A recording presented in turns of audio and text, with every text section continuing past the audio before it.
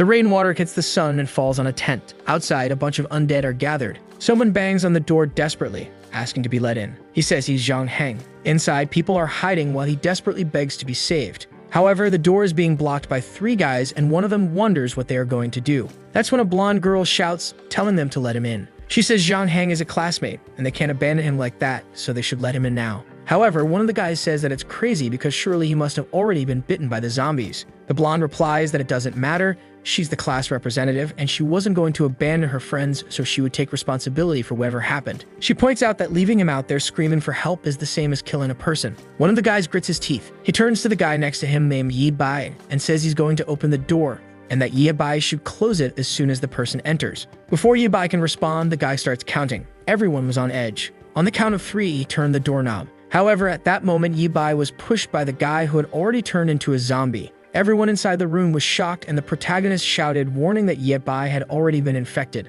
The blonde tries to run, and everyone starts begging for help. The poor protagonist uses his hand to defend himself from the bite. Naturally, he gets his arm bitten. At that moment, he starts writhing in pain and strangely begins receiving memories. That day, he lost his arm. The creatures invaded, and everyone tried to escape. Soon after, the entire city had been taken over by the end of the world. A hooded man asks if he's sure he knows what he's doing. Doctor watches him, and he knew he had only 2 things to do. With that, he pressed the door handle. The first was to save himself, and the second was to seek revenge. Now he was back in the present. At the moment before the door was opened, after living his entire life in an apocalypse without an arm, he was back to when it all started. Outside, Zhang is banging, asking to be let in. And the blonde once again says to open the door, saying that she was the representative and wasn't going to abandon her classmates. Yi Bai recognizes Ruoxi and wonders why she looks so young now. She asks if they are deaf and tells them to let Zhang in because if they don't, they'd be killing that guy. Yi Bai celebrates that everything he had planned had worked and he came back to change the world. He then calls after the representative. He warns her that Zhang Heng, who's outside, might have been bitten by a zombie, so how was she going to deal with the consequences?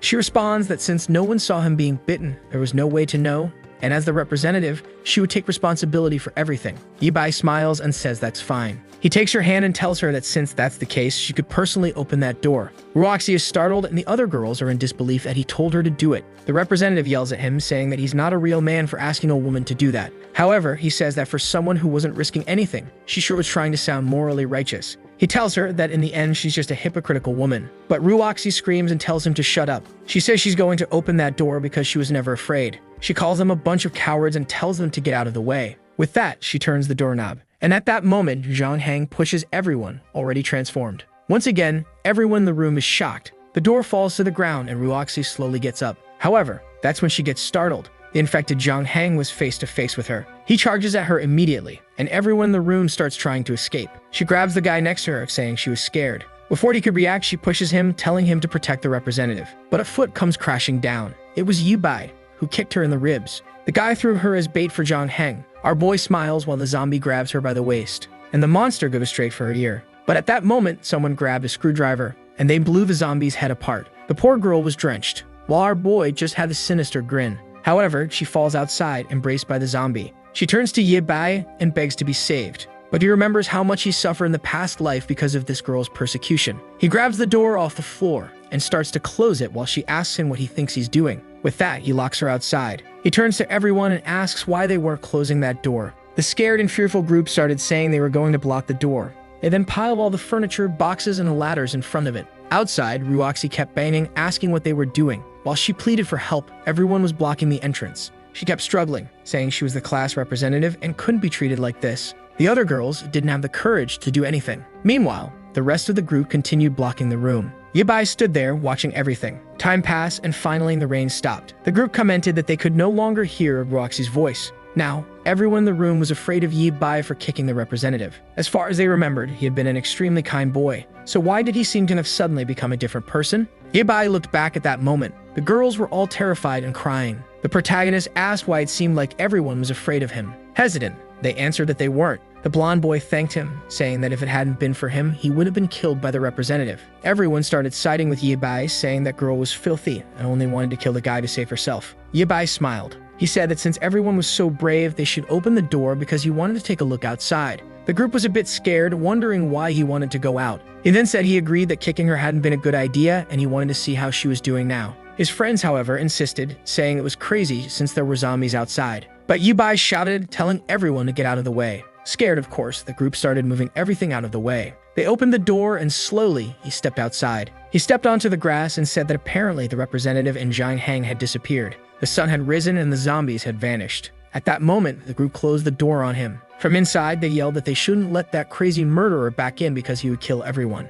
However, Yabai didn't seem to care at all. He continued walking across the field, while everyone wondered if he had lost his mind. That's when the blonde boy was startled. A female zombie was standing face to face with Yabai, and he was calmly walking toward her. The creature noticed him, but he calmly kept approaching. He smiled and gripped the tool. In the next moment, he rushed at her, and everyone was left wondering why he was charging at the zombie. The poor creature didn't even understand what was happening when she took a blow to the head. Boy, if he didn't stop, he smashed her right into the ground, and that was that. The group inside was now certain that guy had gone insane. However, our protagonist was pretty exhausted for someone who had just done all that. The boy went over to the creature's remains and pulled out a pearl. He smiled and said he had found an energy stone. That wasn't just the origin of the apocalypse, but also an extremely necessary material. At that moment, even a footstep behind him. He turned and faced an old zombie. The monster was coming at him slowly. Yibai grabbed the tool again, ran toward it, and everyone inside saw him finish off another one. The girl was nearly vomiting while the blonde boy wanted to know why he had gone so crazy. As far as he could remember, that kid had been a coward, so how had he changed so much?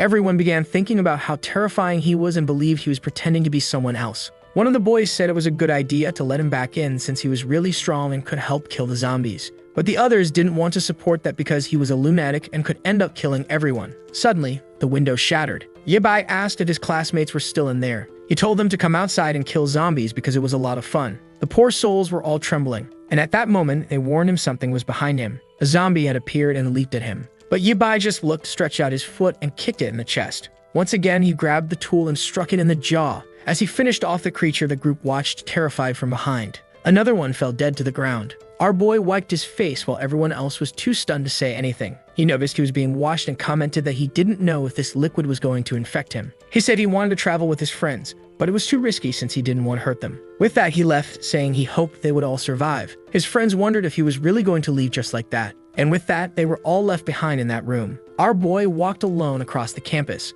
He climbed the stairs while thinking that this was the beginning of the apocalypse. On the first day, 50% of the population had been infected, and politics, the economy, and society had collapsed. The number of creatures kept increasing, along with humanity's fear and despair. Professor Zanhan named this period the Dark Era. In his past life, he had to tear off his own arm to survive that day. For 15 years, he endured hunger, despair, and torture, until he finally met a man known as the Mechanic, who was able to send him back to the past. Calmly, he walked through the streets. Some people watched him from hiding, wondering if he wasn't afraid of dying. Others suggested inviting him inside, but they said that if he was walking alone, he must be dangerous. Yibai ignored everything and walked near a park. The zombies were there standing still, seemingly ignoring him. But as soon as he turned his back, those bastards came after him. The blonde boy shouted that the kid was going to die, and the old man said it was crazy to go out looking for food in a world like this. However, Yibai just smiled, grabbed his tool again, and struck the first one in the head. One more swing and another zombie fell to the ground. A hard slam into the ground, and the guys watching wondered where all that courage came from. But someone else was watching him from behind a curtain. A girl muttered that sooner or later she would kill that bastard. Man, what's that about?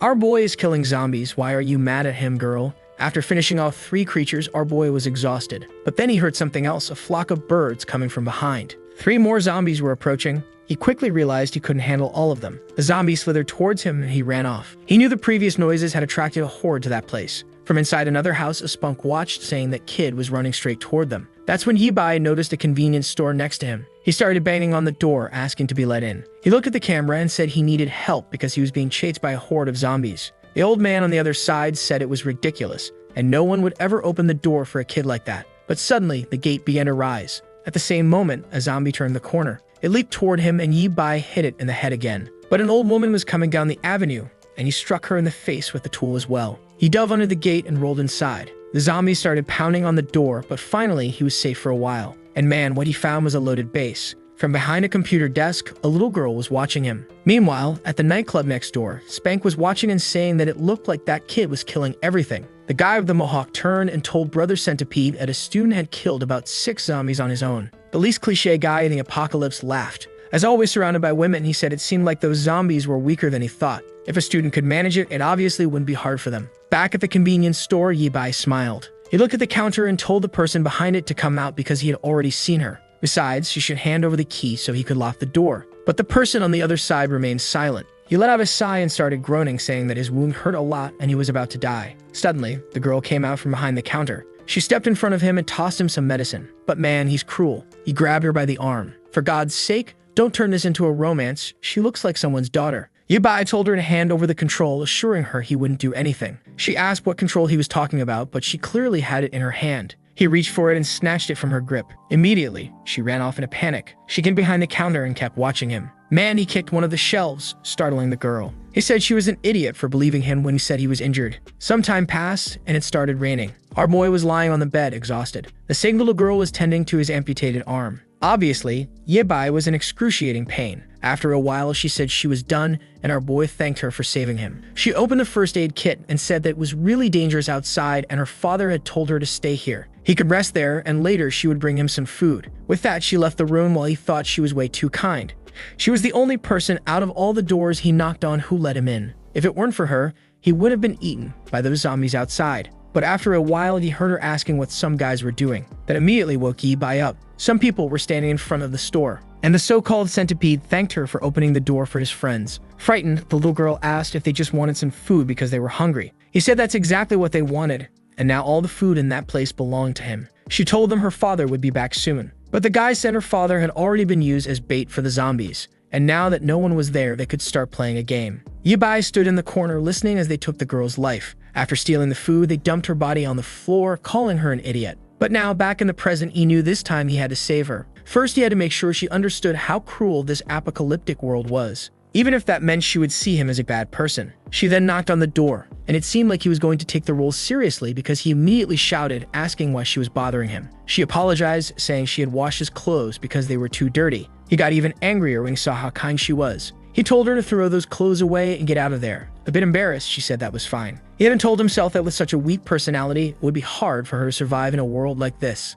However, taking a hot shower like this was amazing since in the future, all the water would be contaminated. He finished his bath, knowing that luckily, this convenience store had plenty of food and water. The goal now was to obtain some equipment and weapons. Looking in the mirror, he remarked that being younger was really amazing. No back pain, no burning legs, and being young was truly incredible. The only downside was that even his abs had disappeared. He opened the bedroom door and saw that she had left a suit for him. Immediately, he shouted, asking how he was supposed to fight zombies wearing something like that. The scene shifted to the nightclub. Centipede told everyone to listen up. That convenience store definitely had food and liquor, but it wouldn't last long. The plan was to get out, kill the zombies in front, and steal everything from that place. Not to mention that Maniac knew there was a cute little girl there, so it would be easy to finish everything off. He then told his brothers to go and kill the zombies so they could start the robbery. The creatures continued banging at the front of the convenience store. Meanwhile, Yabai approached and called the girl's attention. He told her to stop being so stupid and said he had a question. He wanted to know why she was there alone and what happened to her family. She explained that her father had gone to gather resources but hadn't returned.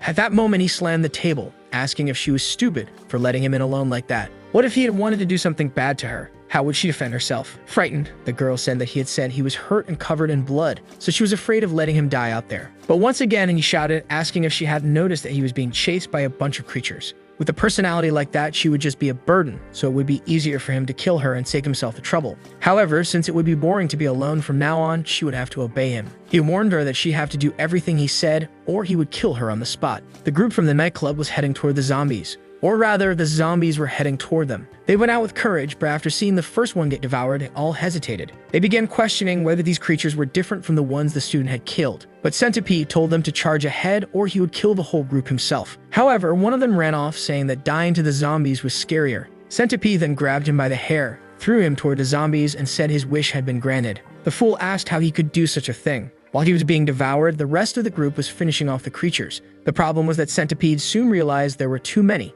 and they would have to flee. The peace had been disturbed by the horde following them. Meanwhile, the convenience store had become peaceful. A little girl climbed the stairs and brought some ramen to our boy, saying she had made it for him. She also brought the hot water he had asked for, but he told her to get out of there because she had done enough. He warned her that unless he called for her, she better not come into that room. With that, she closed the door and he prepared the noodles. He started eating immediately because he was starving. As soon as he tasted it, he got excited and smiled, saying it was really good. However, our boy grabbed the bottle of hot water. He started approaching and Centipede asked what he was doing. Our guy took off the cap and poured it on him. Man, his hand turned red and blistered immediately. Centipede was in agony but couldn't let go of the hand or he would fall to the zombies. Yabai told him he was an idiot for asking for help while threatening to kill someone. But at that moment, someone tugged at his sleeve. When he looked back, it was the little girl telling him to stop. She warned him that it would be better to let that guy in and stop hurting him. That surprised both the protagonist and Yabai. He immediately turned to the girl and told her to get out of there because he hadn't called for her.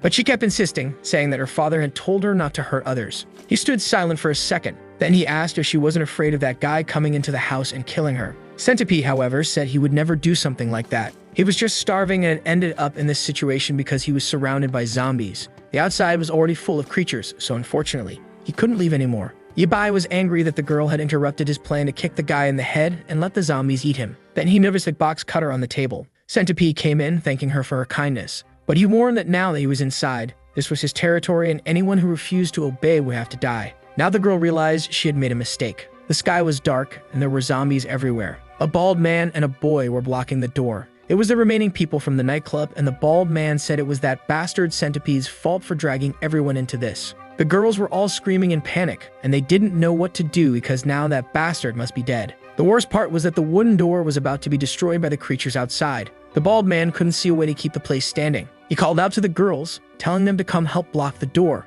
But as he looked at them, he thought to himself that he would have liked to enjoy them more, but unfortunately, that wasn't going to happen. The only way to survive was to run away and let them die. Back at the convenience store, Centipede stood in front of Yabai. Smiling, he told the girl that she was cute but too naive to think he wouldn't kill anyone. However, now that he was inside, he would give her the chance to surrender and become his slave. Then he looked to the side and said he had to deal with the bastard who poured hot water on his hand first. Out of revenge, he made sure the boy would suffer as much as possible. But Yabai stood silently, holding the box cutter in his hand. The little girl insisted, saying that her family owned that convenience store. She added that downstairs there was chocolate, plenty of snacks, and enough food for everyone there. The two stood in silence for a second. The girl smiled, saying everyone could eat together and live peacefully and happily. Centipede lost his temper, lunging at her, asking if she was making fun of him. But the box cutter came in. In half a second, Yabai slashed at the guy's hand. Centipede screamed in agony, but Yabai spun the box cutter, gripping it in a reverse hold. Centipede blocked his move. Our boy was aiming for his throat,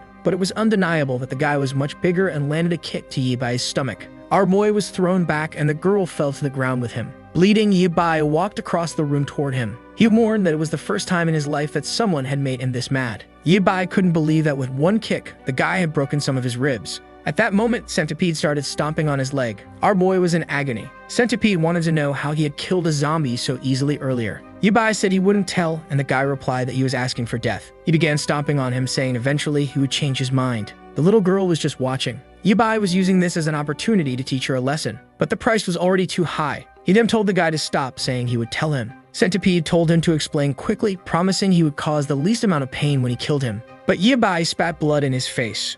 Of course, this didn't make the guy happy. He threw Yabai against the wall and kicked him in the stomach again. Centipede asked if he thought this was fun and started stomping on him again. Man, he told Yabai to die and hit him in the jaw. I think our boy's attempt to teach a lesson is going a bit too far. But that's when the shift finally came. The little girl whipped him across the neck. Centipede turned, asking what she thought she was doing. He shoved her hard, throwing her to the ground and grabbed the box cutter. He screamed in a rage, saying they were both going to die. But time was up, and Yabai landed a blow to the back of his neck with a stick. With that, Centipede passed out on the floor. Our boy was exhausted and could barely stand. The frightened little girl asked if he had died. Seeing the pool of strawberry juice, she wondered if she had really killed someone. Yabai then placed a hand on her shoulder. He told her it was okay because she had done what was necessary. Besides, that bastard was an evil man. Confused, she asked why he had acted that way when all she had done was try to help him. But that's when Yabai told her that bastard wasn't dead. She seemed excited and said that if that was the case, she should save him. But our boy threw her aside. He tossed her out of the room and said he had never met anyone as stupid as her. He slammed the door, muttering that this girl really made him mad. Not to mention that bastard had now dirtied his whole room. He grabbed Centipede by the leg and dragged his body toward the window. Then with a swift kick, he sent him flying to the zombies. Man, he fell to the ground like a piece of trash. And for the zombies, it was a feast and they all gathered. That's when the poor guy opened his eyes just in time to realize he had become a meal. Yabai muttered outside that Centipede was lucky he hadn't cut off his limbs first. That's when he heard another sound nearby. In the house directly in front of him, a guy was hanging, trying to escape the zombies. The kid was about to fall, trembling and shouting for them to leave him alone. Then someone called out to him. There was Yabai asking if anyone else was still alive in that place. The guy said that unfortunately, he was the last one. They had held the door until one of the guys let go, and then the zombies came in and ate everyone. With a trembling voice, he begged Yabai to help him so he could stay in the convenience store. But our boy told him that wasn't going to happen, and if he didn't get out of there soon, he would end up like that guy on the ground. The boy looked down and saw a centipede being eaten. Disgusted, he turned, gathered his courage, and jumped to the next ledge. The kid was a Parker King managing to balance on the railing. He ran across it, and our boy was just watching. He was disappointed that those damn zombies hadn't managed to kill everyone from the nightclub. Time passed, but the zombies still lingered outside that place. The window was broken, and our boy opened the bedroom door. Outside, the little girl was still waiting. He asked her what she was doing there, and if he hadn't told her to go take a bath. However, she looked inside the room and saw that the body had already been dragged away. He told her not to look too much, but the guy had already gone to the first floor. The girl asked if he had escaped. He replied that in the way he had thrown the guy outside, only a god could survive. She looked a bit sad and asked why he had to kill the guy like that. Even if he was a bad person, they still had a chance to turn him around. But Yibai slammed the door above her. He asked if she was so stupid that she hadn't learned a lesson after everything that happened. No matter what she did, that guy was going to try to kill her because that's how the apocalypse was. The girl repeated the word apocalypse, saying he didn't know what he was talking about. But Yibai just walked away, saying it was stupid to waste time with her there, so he was going to take another shower. But she got up and said she wanted to talk to him. She tripped like an idiot and seemed to faint. Luckily, Yibai managed to catch her. He ran to the room and put her on the bed, wondering if she had been bitten. He didn't see any wounds, so maybe it was just a fever. He remembered there should be some medicine in that room. Now it made sense why she seemed so weak from the moment he first met her. Finally, he found the box. But when he opened it, on top of the medicine was a pink notebook. He started flipping through it and realized it was a list of blood donors. Analyzing the girl's condition and what was written there, he started to understand. It seemed like the kind of medical notebook. He wondered what she had and kept flipping through it. Her name was Yo-Yor, and she was 14 years old. On top of that, she had leukemia. He lifted her shirt and began to understand why she had so many band-aids on her body. Perhaps because she had received donations, she always wanted to help people too. But unfortunately, that kindness she wanted to show to the world no longer existed. That's when he reached into his pocket and saw that he still had the apocalypse essences. He didn't know how effective they would be for this particular illness. But night was falling. Outside, the area was still full of creatures. Fortunately, the night was calm, and after some time, the sun began to rise. The zombies were all standing still, but for some reason, the sun caught their attention. Sometime later, Yibai woke up. He had fallen asleep on the table and was freezing. But he soon noticed he was being watched. When he looked back, he saw Yo-Yor standing behind the door. He found it strange that she was already up and asked if she was feeling better. She didn't answer for a second. Before she could say anything, he told her to go ahead and prepare some coffee. As she left, though, he told her to wait a second. He told her to gather some tools and food because they were going to head out to look for her father. Yo-Yor seemed a bit confused and asked if they were really going to do that. Yibai replied that yes, they were, especially since she said her father had gone out to get supplies, so they couldn't leave him out there. This annoying girl only complained, saying her father told her to be a good girl, stay in the store, and not go out looking for him. The protagonist then asked how long her father had been gone. She lowered her head and said at least 3 days. He then asked how long it usually took. She replied that it was normally half a day. He then told her to use her brain and ask herself why he hadn't come back yet. But she yelled, saying that nothing had happened, because 3 days ago he shouted that he was already on his way back. However, our boy was cruel and asked if she had received any other messages in the past 3 days.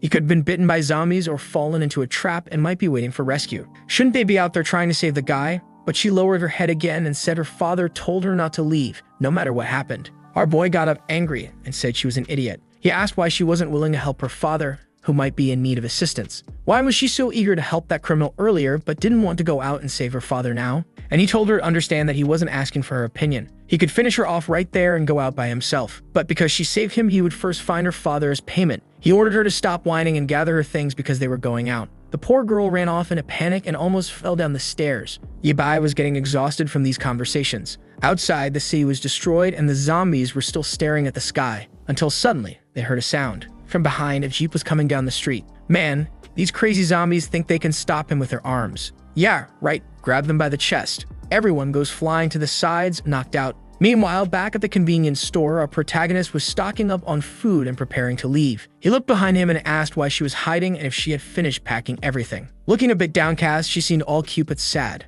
Our boy asked why she was wearing that kind of outfit, as they weren't going to a party. But he quickly changed the subject, asking where the instant noodles he had asked for were. She handed it over, and he started eating. While she looked around the store, he began planning what they were going to do once they opened the door. At the very least, he would have to kill a bunch of zombies and find a working car. Then he'd have to make sure she got into the car without doing anything stupid, which would be pretty difficult. He noticed she was eating some spicy sticks and asked for one. The girl was feeling sad from being scolded all the time. However, someone was approaching the store just as she was handing him the snack. They were standing there when in the next second, everything was thrown around. The place had turned into a mess and Yi-bai asked if it had been an earthquake, but a car had crashed halfway into the store. The protagonist was startled, wondering why something had invaded the store. The car was sitting there and suddenly the door opened. A man in military gear got out and started laughing. A bald, chubby guy said he was lucky to find a convenience store. He kicked a zombie and stomped on it, saying that a good zombie was a dead zombie. He headed toward the store, saying it was time to fill his belly. As soon as he walked in and saw a bunch of snacks, his eyes lit up. He immediately crouched down, licking his lips, saying he had found his favorites. The city center was empty, so he came out to this deserted area and apparently got lucky. But that's when the box cutter appeared. Yi-bai warned him to drop everything he was holding and not to move. The last insect that had come in had already been disposed of and he wouldn't hesitate with another. But in that moment, the chubby guy moved and threw snacks at his face. Yi-bai closed his eyes for a second, and the guy grabbed the stash and bolted. He ran back to the car and slammed the door shut. But man, Yi-bai showed up at the window and wasn't going to let him escape that easily. He called the guy a filthy pig and told him to die. Just as the box cutter was about to do its work, the guy begged for forgiveness, saying he surrendered. But of course, that's when Yo-Yor told him to stop killing people. She awkwardly said that and saw both of them staring at her. She awkwardly explained that she didn't want him to die because he caused damage to the store, so someone had to pay for it. Yi-bai just observed while the chubby guy trembled. He made a sinister grin and said she was right. He turned to the chubby guy and told him he would have to leave the car as payment for the damage to the store. He immediately told Yo-Yor to bring her bags and load up the car because they were leaving. She agreed, but then noticed something.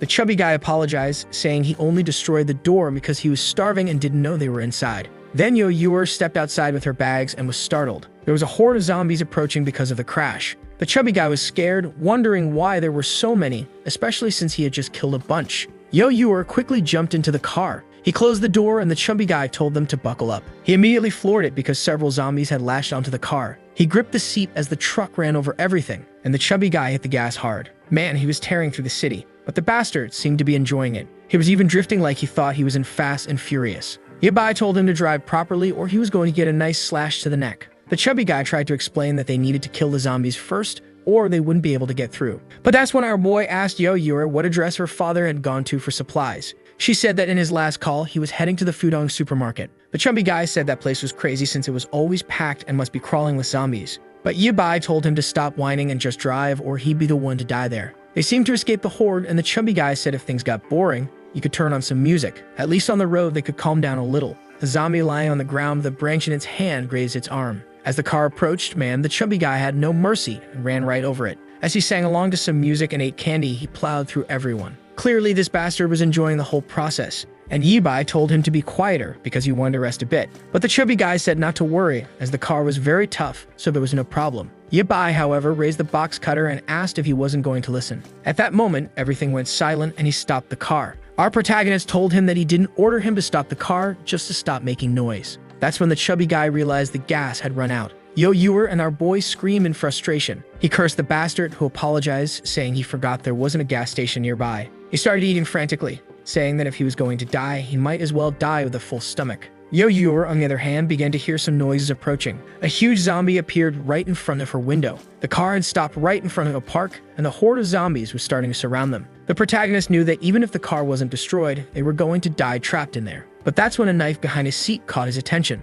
The zombies were banging on the window. Suddenly, someone kicked the door, sending it flying off. Yi-bai calmly stepped out, and the zombie came toward him. He pulled out the machete and slashed through another one. Inside, Yo-Yor was terrified, watching everything. But our boy was celebrating, saying the blade was sharp. Another zombie approached, and he remarked that for amateurs like these, this kind of weapon was more than enough. He landed another strike, and two more approached. He glanced to the side, kicked one in the chest, and finished off the other. The chubby guy inside the car was stunned, watching everything. Another large zombie fell to the ground. He couldn't believe that this student was so strong. Even Yo-Yor was impressed. Yi-bai banged the handle of the knife on the car and told the chubby guy to get out. The chubby guy was terrified, but our boy warned him that if he stayed inside, he'd die sooner or later anyway. There were other cars outside, so maybe they'd be lucky enough to find some gasoline in one of them. While he dealt with the zombies, the chubby guy was supposed to start collecting some gas. He reminded him that he had been singing the whole trip, so he'd better know how to handle a vehicle. Yi-bai told Yo-Yor to stay in the car and not leave as it was too dangerous. Yi-bai then told the chubby guy to come with him. The chubby guy, still not mentally prepared, said they needed more time. But in the next second, Yi-bai had already killed the first zombie. The poor chubby guy couldn't believe that this boy had no fear at all. Yi-bai moved on, slashing through another one. He looked back and told the guy to hurry up. But then the chubby guy remembered that there were some gasoline canisters in the truck bed. He realized how useful Yibai was and wanted to make better use of him. Yibai killed another zombie. He looked back and asked what the guy had said. Embarrassed, the chubby guy said he had been in shock and forgot. But if they waited a little, he'd fill up the tank. Yibai told him to wait and do that later. The chubby guy was confused. Our boy said he needed help collecting something. He opened his hand, revealing a green pearl. He explained that they were found in the brains of zombies, and while he killed them, the chubby guy was supposed to collect them. The poor guy, who had never done anything like that before, started sweating. But Yibai said it was easy and showed him how to do it. He quickly demonstrated the process and asked if the chubby guy understood. Obviously, the guy said it was too disgusting and he'd rather stay in the vehicle. Yibai warned him that if he went back to the vehicle, he'd end up as ground meat. The chubby guy then asked how he was supposed to do it without a knife. Our boy told him to use his hands, saying he was going in, and if the guy didn't help, he'd be killed too. With that, Yibai took a step forward and finished off another zombie. The chubby guy, disgusted, approached the first zombie. He ran back to the jeep, grabbed a tool, and prayed for protection. The protagonist said they didn't have time to waste and told him to start collecting right away. But the chubby guy, hesitant, wondered if the zombie was still alive. He struck it and went to collect the pearl, impressed that it was actually easier than he thought. There really was a little crystal inside. He never imagined that the human head produced something like that. He then asked Yibai if those were worth a lot, but Yibai told him to shut up. The chubby guy began to think that maybe this was why humans had turned into zombies and wondered if he should keep a few. Meanwhile, Yibai was finishing off another batch. After a while, he said that was enough, and they wouldn't bother with the ones farther away. He thought to himself that getting used to this body without training was quite difficult. He turned and asked the chubby guy how many he had collected. The chubby guy was proud, saying he had gotten several. He said it was fun, and Yibai told him to clean them and store them.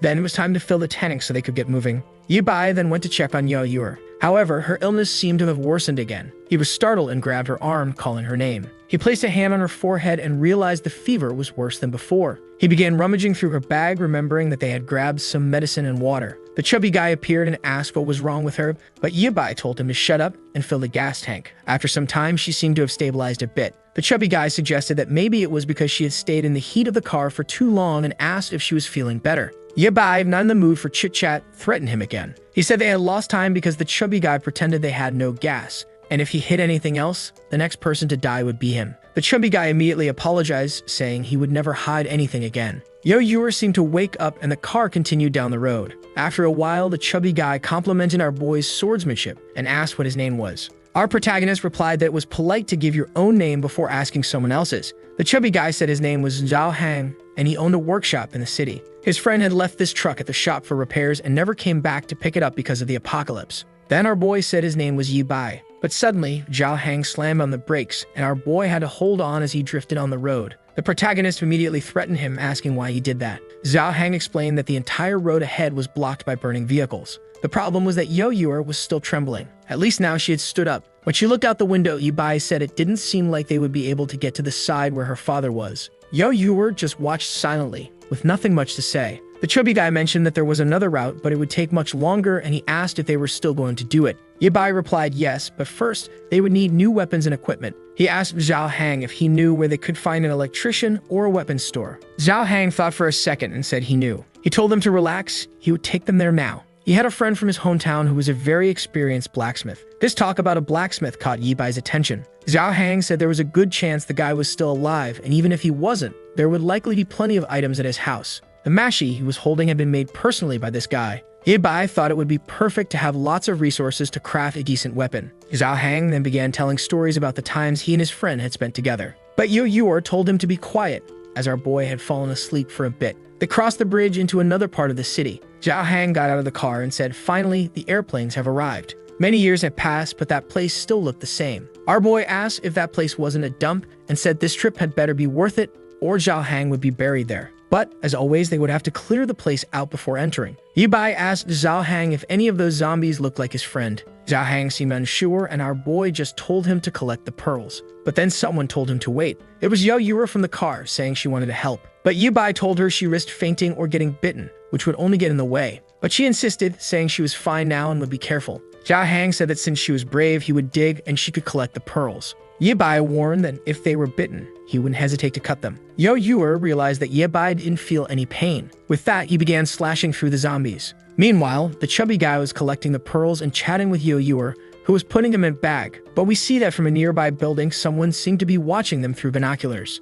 A man smoking a cigarette was watching everything, and he seemed angry. At that moment, another guy entered the room calling for Brother Lu. Man, Brother Lu seemed to have PTSD, and there's no way he already finished off another guy. He said he wouldn't repeat himself again about knocking before entering. Another guy outside was trembling. Lu asked the rookie what they had come to tell him. Trembling, the guy said they had seen some people invading the blacksmith's shop next door. Lu said he had already seen that a long time ago, so why were they bothering him with it now? The guy explained that one of the 3 people who had arrived was killing all the zombies alone and seemed very strong. Lu just kept thinking. He then turned to his servant, who was obviously there, right guys? She brought him some instant noodles. He tossed the pack to the boy, telling him to eat it and give him the rest of the details later. The boy shouted his thanks, saying Brother Lu was amazing. With that, Lu stroked the poor girl who clearly wasn't happy to be there. She was so hungry that she fell to her knees, poor thing. Lu told the rookie to get the chubby guy out of there, and to gather everyone and deal with the people downstairs. Whoever finished them off would get a reward. Back with Yi Bai and the group, they had finished killing everything and just needed to collect one more pearl. He told the chubby guy to check around the house while he took a look inside. He kicked open the door and found a fully equipped blacksmith's shop. As he slowly walked inside, he examined each item. He saw the anvil, and the most interesting part was that the forge was still lit, so someone must have been there recently. The chubby guy then mentioned that the house didn't seem to have any holes, but he didn't know where the blacksmith had gone. Our boy told him to bring some pearls and materials from the cars. He also told him to sharpen his blade. The chubby guy wanted to know why he didn't just take the many weapons hanging on the wall, as they were already finished. But Yi Bai explained that in a week, those kinds of weapons would be useless. Zhao Hang immediately understood that the rascal was planning to forge a new weapon. Yi Bai told him to hurry up and bring the damn pearls. Zhao Hang grumbled, saying his companion was too hot-headed. Yahello then asked what she should do. With the forge lit and the pistons pumping, the first skill of a mechanic was obviously construction. He placed the steel tube into the fire and started hammering away. Zhao Hang just stood behind, watching everything. Impressed that someone so young knew about blacksmithing, our boy told Zhao Hang to pour all the pearls into the cup. The chubby guy obeyed, and Yi Bai placed them into the fire, where they began to melt.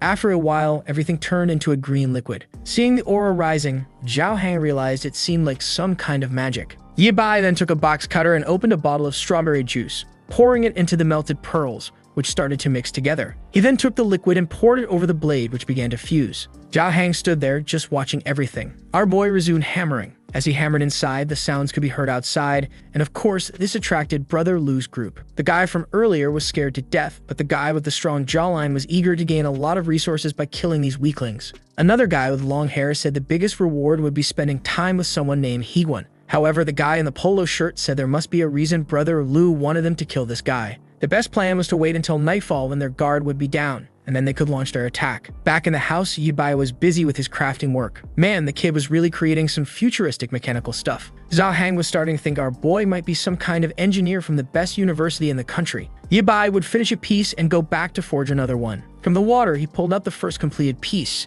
The chubby guy looked at it and said the electric pattern was really cool. Yi Bai just smiled and said that all the materials were ready. Now it was time to show the true power of a mechanic. Meanwhile, Yahello set the noodles on the table and began preparing to eat, happy to be with Yi Bai because at least she felt safe. Suddenly, someone covered her mouth. It was the perverted long-haired guy who said he was taking her to another place. But Yi Bai seemed to hear something. Just before that, inside the house, he had been sharpening the blade. He fitted it into a mechanical device and placed it on the table. Zhao Hang, curious, said he had only ever seen one of those in movies. Yi Bai grabbed 2 cables and said it was time to activate. He electrified the weapon, and it lit up with a green glow. The engine in the place was already failing, and the chubby guy was impressed. Our boy announced that the second-order sword was ready. Zhao Hang wanted one too. But then they heard Yahello's voice from outside. The next second, they were running to see what was happening. They came face to face with Brother Lu's gang. Yi Bai saw Yahello unconscious in the guy's arms, and his expression turned dark. The bald guy at the front told him to drop the weapon, or the girl would die. But Yi Bai just raised his arm, slashed the ground, and a shockwave cut the guy in 2.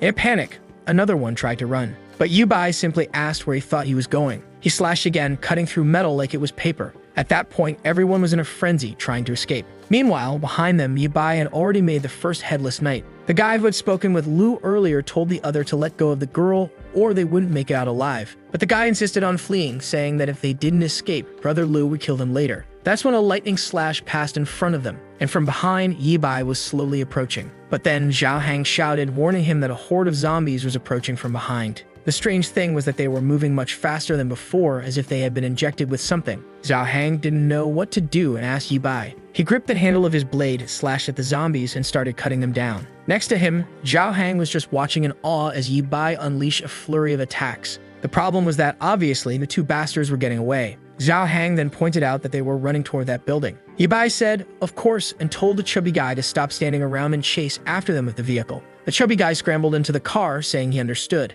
As he sped away, he saw that Yibai was still dealing with a lot of zombies. The mission to save the beautiful damsel now fell to him. The guys heard something behind them. Of course, it was Zhao Hang's car, and they jumped into the bus. Zhao Hang hit the brakes and saw they had arrived at what looked like the base of those guys. He got out of the car, not knowing what to do since the entrance was blocked by the bus. While the two from earlier flowed with Yo Yuer, other guys inside the building watched him through the windows. Seeing that he was just a lone chubby guy, they thought it would be easy to deal with him. They got off the bus and told him to leave the car there or everyone in that building would end up roasted. Zhao Hang said he wasn't afraid and told them to come at him. The guy in the cap ran at him, boasting that he had killed more people than Zhao Hang had eaten chicken. Man, considering Zhao Hang's size, that was a bold statement. But Zhao Hang just readied himself and said they were looking for death. That's when the green crescent moon slashed through, and of course, the guy was split in half. Man, the bus behind him was shattered as well. Zhao Hang was amazed that our boy had already killed all the zombies. But Yibai just ignored him and told him to follow. They were going to save Yo Yuer. He prepared another attack and sliced the bus in half completely. From behind the pillars, a bunch of guys were getting ready to charge at the two. Yibai, with mirrors of steel, was walking out in the open. Seeing that Yibai was a fool, one of the guys threw a knife at him. But the boy, a true apocalyptic warrior, sensed the blade and easily blocked it. He slashed back and another one was down. From behind some crates, a guy threw a Molotov cocktail. But Yibai dodged it with a quick dance step and sent another green crescent slash. Then someone fired a gun. Luckily for Yibai, he was like Neo from the Matrix and narrowly dodged the bullet. Brother Lu, watching, remarked that Yibai seemed brilliant. He said he was interested in knowing how Yibai was so strong and asked if he wanted to drink something with him. He tried to explain that he liked talented people like Yibai, but Yibai just raised his blade. Lu pointed to Yo Yuer and told Yibai not to move. She was peacefully sleeping, but in a second, she could be dead. Lu said Yibai was being treated with courtesy, so he better stop acting like that, or else he'd find out if a bullet was faster than a sword. Yibai just stood there observing. Zhao Hang asked what they were going to do in a situation like this. Suddenly, Yibai smiled and said he agreed. He was working on a major project and needed a big group of people. So if Lu gathered everyone together to talk, Yibai would give them a chance. Lu questioned if Yibai really wanted to talk to everyone, and said that if that was the case, they would welcome him. Zhao Hang whispered to Yibai that it was crazy to go up against everyone alone since they had guns. But Yibai just told him if he didn't want to come, he should just disappear. The chubby guy was trembling but said that if Yibai was leaving alone, he'd rather go too. He really was leaving and didn't regret it at all. Yibai thought to himself that the bastard was really annoying. Then the lackeys came and seemed to escort him somewhere else. A while later, he found himself in a room face to face with Brother Lu's entire group. Lu welcomed him and said they had all the healthy people within a 15-kilometer radius here, and he was the leader known as Lu Shang. He then asked the protagonist's name and what kind of help he needed. Our boy introduced himself as Yibai. He said he remembered Lu Xiang and asked if he knew how this disaster started. Lu was confused, wondering how Yibai knew him and how he knew how all this began. Yibai complimented Lu on realizing the disaster was coming and stockpiling so many supplies. He also mentioned that Lu's current plan was probably to establish the Nether Dragon Association. Lu Shang was even more confused.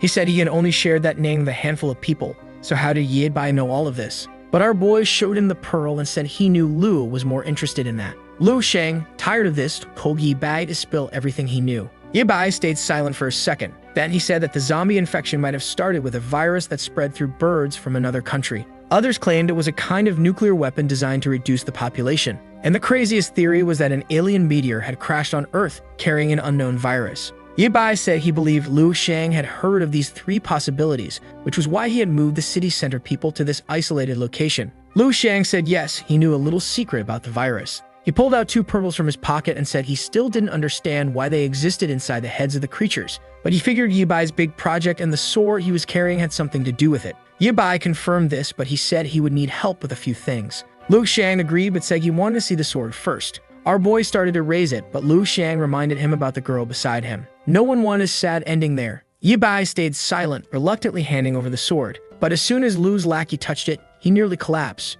He took it to Brother Lu, saying it was impossible to use something that heavy. Lu didn't believe it and tried to lift it himself, but when he realized he couldn't even pick it up, he admitted the day was full of surprises. He then told Yibai to start his show and explain what he wanted. Our boy explained that in this apocalypse, as soon as someone started getting infected, a pearl began to form in their brain. At first it was a dark pearl, but the longer it stayed inside the zombie's head, the more energy it accumulated. The energy inside the pearls could adapt well to the human body and could also be used to make powerful weapons. Lu was intrigued by the idea that the pearls could adapt to the body. He asked if it was possible to consume them to keep getting stronger. Yibai said it was possible, and most people ended up becoming zombies. Lu wanted to know what happened to those who didn't become zombies. Yibai just told everyone to watch. He would show them once. The first step was activation. He connected the two power cables, creating a green energy. It spread throughout the room, and the generators caught fire. With that, a blackout occurred. Lu immediately asked what was going on. But in the same moment, Yibai grabbed the sword. He lunged toward Lu and slashed at him, but the blade missed its mark.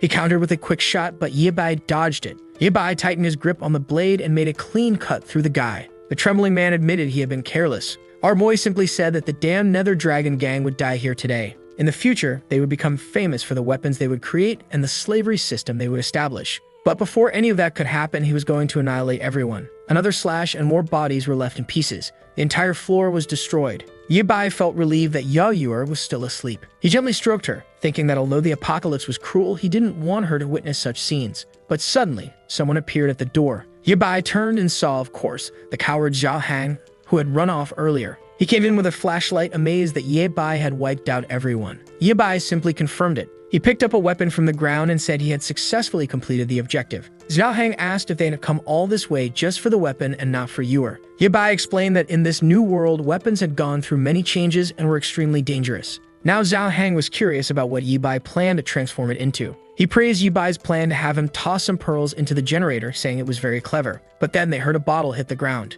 They looked to the side and saw a girl collapse on the floor. In a panic, she begged them not to kill her. Zhao Hang, ever the fool, asked why there was a beautiful damsel in distress here. The girl explained that she had been captured by Lu Xiang and had been living there like a slave, suffering every day, with no relation to his gang. Yibai then asked if she knew where Lu Xiang had hidden the rest of his resources. She said she did and offered to take them there. On the way, Zhao Hang asked where she was from, and she replied she was from the eastern city. In the middle of their conversation, they stopped in front of an elevator, and she said the storage room was unfortunately on the 6th floor. Yibai told Zhao Hang to hide with Yuer while he went with the girl to check out the storage room. Meanwhile, in the wreckage of the battle, the guy from earlier was calling for help. He was shocked when he saw Brother Lu's body sliced in half. Slowly, he tried to stand up and noticed a pearl in front of him. He remembered Yibai calling it the black metal energy and Lu Xiang saying that eating it might make someone a god. Desperate and with no other options, he swallowed it immediately. His pupils contracted and veins bulged all over his body as he began to writhe in agony. Thunder struck outside as Yuer woke up in the room.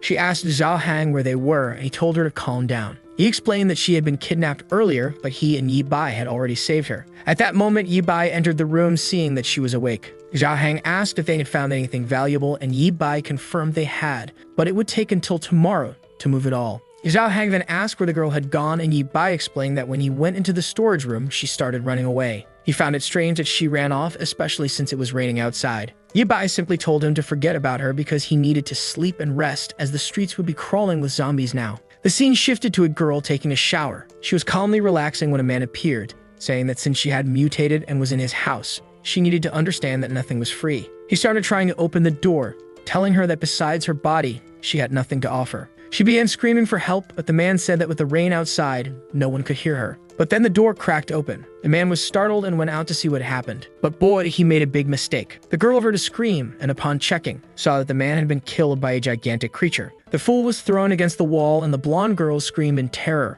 The creature stood still, staring at her. It began to reach out its arm, and in her desperation, she begged it not to come any closer. The monster paused for a second. It saw itself in the mirror and collapsed to the ground, saying it wasn't a monster. It began asking why it had transformed like this. The creature pounded the floor, saying it didn't want to stay like that. The blonde, confused, asked who he was. He explained that he had been shot but had consumed a zombie pearl, and his body had started to mutate. The blonde was perplexed by this talk of humans transforming by eating the black metal from pearls. The guy said that someone named Yibai had explained this to him, saying he had taken the pearl from a monster's head. The blonde seemed to recognize the name and ran toward him, asking if he had really mentioned Yibai. The crazy girl suddenly got braved, demanding to know where Yibai was. The monster said that Yibai had arrived in the southern city recently and had killed everyone in a building. It turns out this blonde was the same one from the beginning, as she said she wanted to kill Yibai. But the monster told her it was impossible to kill him because he was incredibly strong. The blonde said she was in this state because of that bastard. The two were enemies. She stood there for a moment thinking and asked if he wasn't strong since he had killed that guy in a second. The monster explained that he felt strong but couldn't control his power well. Then he asked if she wasn't afraid of him. If this was the same girl from earlier, it was Ruoxi, who laughed like a maniac. She gently stroked his arm. She told him he was very strong and that if he helped her kill Yibai, she would let him do whatever he wanted. Man, this girl was crazy. Did she not realize he was a giant monster? But the crazier one got excited, lifting her up and saying that in that case, he would help her kill Yibai. She smiled, saying the plan was set. However, he didn't seem to be doing well and she asked what was wrong. He dropped to his knees and began screaming. The night passed and the next day dawned. Our boy got ready. In the warehouse, they found more instant noodles, cigarettes, and drinks. Yibai strapped his devilish sword to his back and said that now that they had gathered everything, it was time to leave. They walked down the stairs talking about supplies, but the chubby guy suddenly got scared. It looked like a meteor had fallen on his car. He started crying, panicking, saying they couldn't even open the door. Yibai was deep in thought, realizing that the damage was too big for just a rainstorm. He told Zhao Hang to step aside, then slashed the dented part. With that, the truck turned into a convertible. Man, it looked like it came straight from the factory, with the mirrors installed perfectly. They got into the car and Zhao Hang cheered that at least the engine was still working. He then asked if they were heading to find Yora's father now. Yibai simply said yes, and they hit the road. The chubby guy was excited, saying that driving a convertible was amazing. But then they attracted the attention of some zombies. Looking to the side, they saw a girl and a group of students running from a horde. Those were Yibai's former classmates, and he was surprised they were still alive. The group was running desperately, begging for help. The zombies were closing in, and of course, one clumsy girl tripped and fell. The creatures were about to reach her when a green crescent slash cut through everything. The students were shocked. They were even more startled when they saw Yibai approaching. He smiled, saying he had found his classmates again. They started thanking him, saying they thought they were going to die. The blonde guy remarked on how powerful Yibai had become and asked where he had found such strength. Yibai ignored the question and asked where they were heading now. The blonde explained that after they fled the school, they heard about setting up a camp on an island, but many had been eaten by zombies along the way. One of them saw the car and immediately asked for a ride. Another came up saying she was starving and asking if he had anything to share. Yo Yura was just watching, seeing how messed up the students were. Zhao Hang commented that they were probably eyeing his car. At that moment, Yibai told everyone to shut up. He warned them that the car didn't have much gas left, so there was no way they could take them far, and besides, they'd have to do him a favor before asking for one. The ex-classmates, excited, said they'd do whatever he asked. Yibai smiled. He called over Zhang and told him to explain the rules this time. Zhang, thrilled, was now in charge of the others. Our boy headed toward the zombies, saying he would clear them out and they should take care of the cleanup. The students were confused, but Zhang started explaining the process. He handed over the tools and began extracting the pearls. He smiled at everyone, saying it was easy. But one of the girls fainted. Yo Yur, unfazed, reassured everyone that the heads were soft, so it was easy to remove the pearls. The group was terrified, wondering what this kid had gone through to be so calm. Zhang then distributed the tools to everyone, warning them not to get bitten. But the blonde guy was now curious, wondering why the green dancer wanted those pearls. Yibai kept killing while they collected. 2 hours later, they had filled the entire sack. Yibai then told them to hand out some food, but Zhao Heng got angry, upset that Yibai was giving away food without asking him first. The students were pleading, but man, the chubby guy wasn't willing to give even a small piece. Right at that moment, a creature stepped on the car's metal frame. The transformed monster from earlier had fully mutated. Yibai realized that this was an ability user who had mutated. He immediately turned and told everyone to run. But man, he almost got slashed in the arm. He dodged back and unleashed another green crescent. But the monster was a smart human too and managed to dodge. Then, out of nowhere, someone started clapping. That damn low-cut queen had finally found our boy. Yibai was furious when he saw Ruoxi. The students were confused, wondering why their class representative was there. Ruoxi said she had survived in every way possible, just so she could one day watch Yibai die. She immediately ordered the creature to kill him. Yibai couldn't understand why the creature was siding with the low-cut queen. The monster came at him, leaving him no choice but to fight. Yo Yura called out to him and suddenly, a fireball hit between the two. On the roof was another creature, a flaming, long-haired zombie. And suddenly, the scene shifted to a ship in the middle of the sea. A guy was smoking a cigar, saying it was peaceful there because zombies couldn't fly. They were planning to live there peacefully, gradually collecting resources from other boats. Or not really, because one of the boats just exploded. The fools were terrified, and here came the flame-haired zombie. The two screamed, but it was too late. They were already gone. Back to the present, the creature was standing on top of the building in front of them.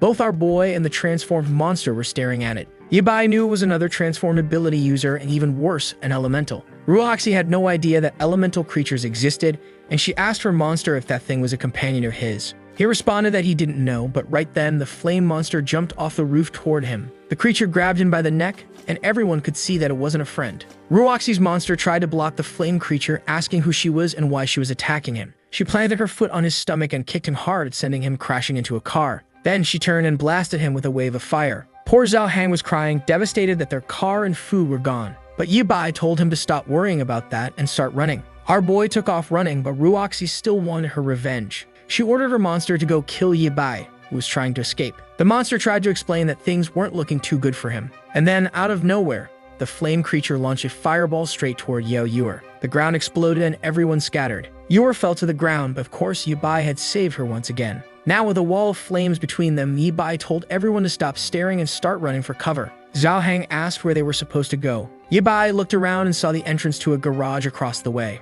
He started running, telling everyone to follow him. Meanwhile, Ruoxi's monster was face to face with the flame creature. He tried to reason with her, saying they shouldn't fight, and asked if she had also eaten the black metal energy to end up in that form. The flame creature muttered the words "black pearl," but then she suddenly had a headache, fell to the ground, and said she didn't want to eat it. She explained that she had been tied to a bed and forced to consume it by a bunch of lunatics. She wanted to kill them all, and whoever kills gets the ashes. Ruoxi's monster said he had been forced to eat it too, could understand how she felt. But Ruoxi wasn't interested in this conversation and told them to hurry up because Yibai was escaping. She crossed her arms and sarcastically asked how they were going to get their revenge if they let him go. The monster reassured her, saying he could still smell Yibai's scent. The flame creature asked who this person was that they were so desperate to find. The black monster explained that Yibai was someone who knew about the pearls. Maybe he also knew how to turn them back into humans. The flame creature, thoughtful, said that if there was a way to become human again, she'd join them. Meanwhile, our boy was running with his friends, but suddenly, a car came flying and exploded in front of them. Following the scent, the creature easily tracked them down, saying their fight wasn't over yet.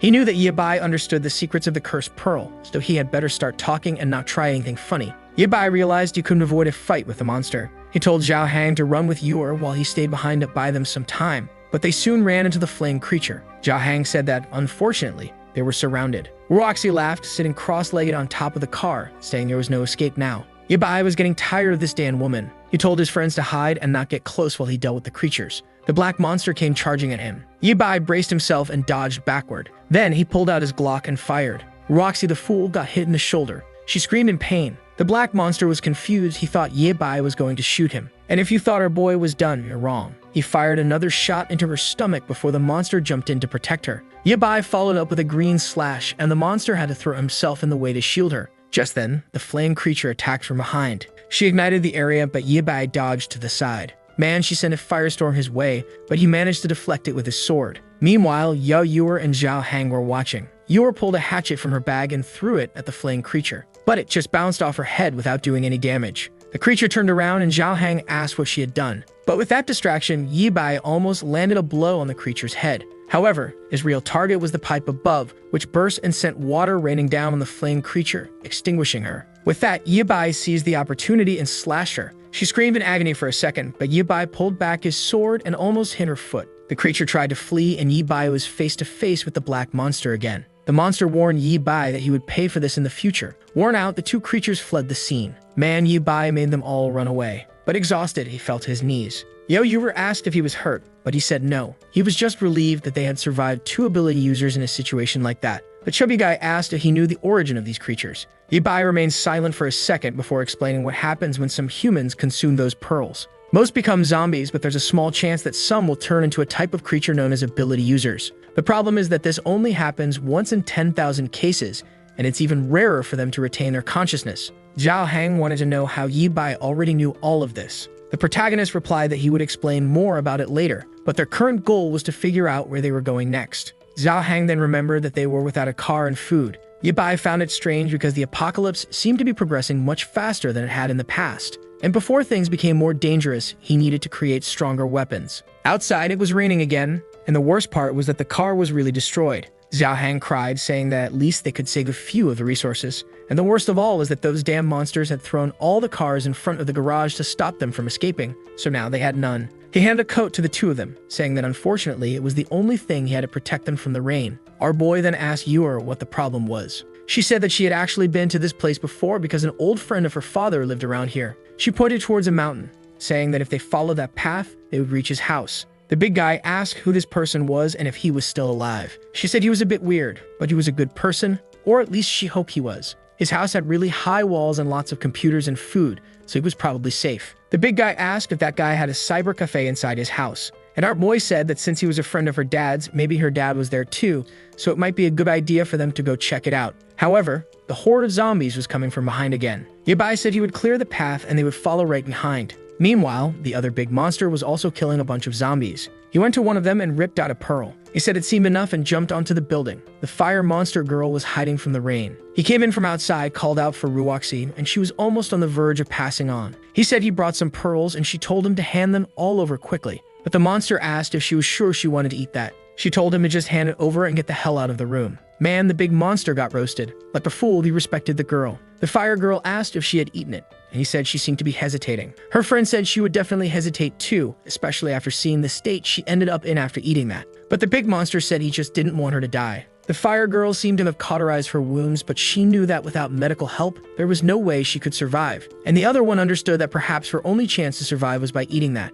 The fire girl said it would be a good thing since she could mutate like them, and then they have one more person to help. They would kill whoever they wanted and take revenge on everyone. But the big monster said there might be strong people like Yi Bai in this world. Besides, her arm wasn't growing back. The monster girl said it was strange the guy's weapons seemed to be able to block even her flame. And the big dark-skinned monster said the best thing would be to kidnap that guy and force him to reveal all the truths about the pearls. At that moment, she introduced herself as Zhu Bo. And the big dark-skinned monster introduced himself as Wang Sheng. Back with our friends, another creature was being taken down. Even in the rain, it didn't stop for a moment. However, our boy seemed to be getting tired. Zha Hang quickly noticed this and said they needed to find a place to rest. He told him not to worry about him and asked Yur where they were. She pointed to a bridge and said that after crossing it, they would go up the mountain. The problem was that the tunnel was filled with water and seemed really deep. Our boy saw that everything appeared to be clogged. However, he quickly noticed a piece of wood and told Yura to get on it, and they would push her along. The three of them then started moving through the tunnel.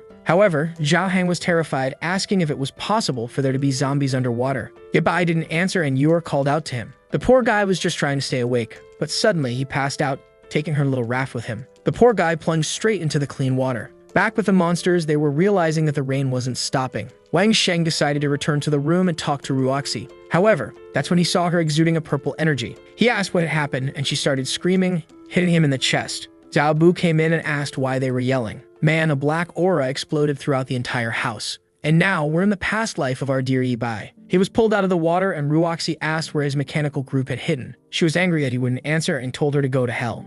She then said he was arrogant and that he would pay the price for it. With that, he was forced back into the water. Sometime later, he woke up back in the present in a little room. There, Yura was sleeping on his leg and woke up still a bit groggy. She was excited that he had finally woken up. However, he wanted to know where he was. At that moment, the big guy came in, taunting him, saying he had finally woken up. Yabai seemed upset that the big guy was still with them. He said that obviously it was him who had brought him to this place. Our boy asked how they brought him up the slope in such heavy rain. At that point, a gray-haired man entered the room and said he wanted to know that too. How could a boy, a big guy, and a child survive in streets full of zombies? Then Yura got excited and called him Grandpa Zhang. He explained that Jia Reng had pulled our boy out of the water but didn't know what to do. Luckily, he had been watching everything on camera and approached with a car to save everyone. Yibai asked if he saw everything, and the old man said he saw him slicing through the zombies like they were cucumbers. That weapon of his was incredible, and he wanted to know where he had gotten it. Our boy stood up and said he couldn't say where and demanded it be returned immediately. The poor guy threatened the old man but collapsed to his knees from exhaustion. The old man then said that it seemed using that sword really drained anyone's energy. He apologized for not introducing himself. He said his name was Zhang and he could be called Professor Zhang. This was his lab where he conducted research on the zombie virus.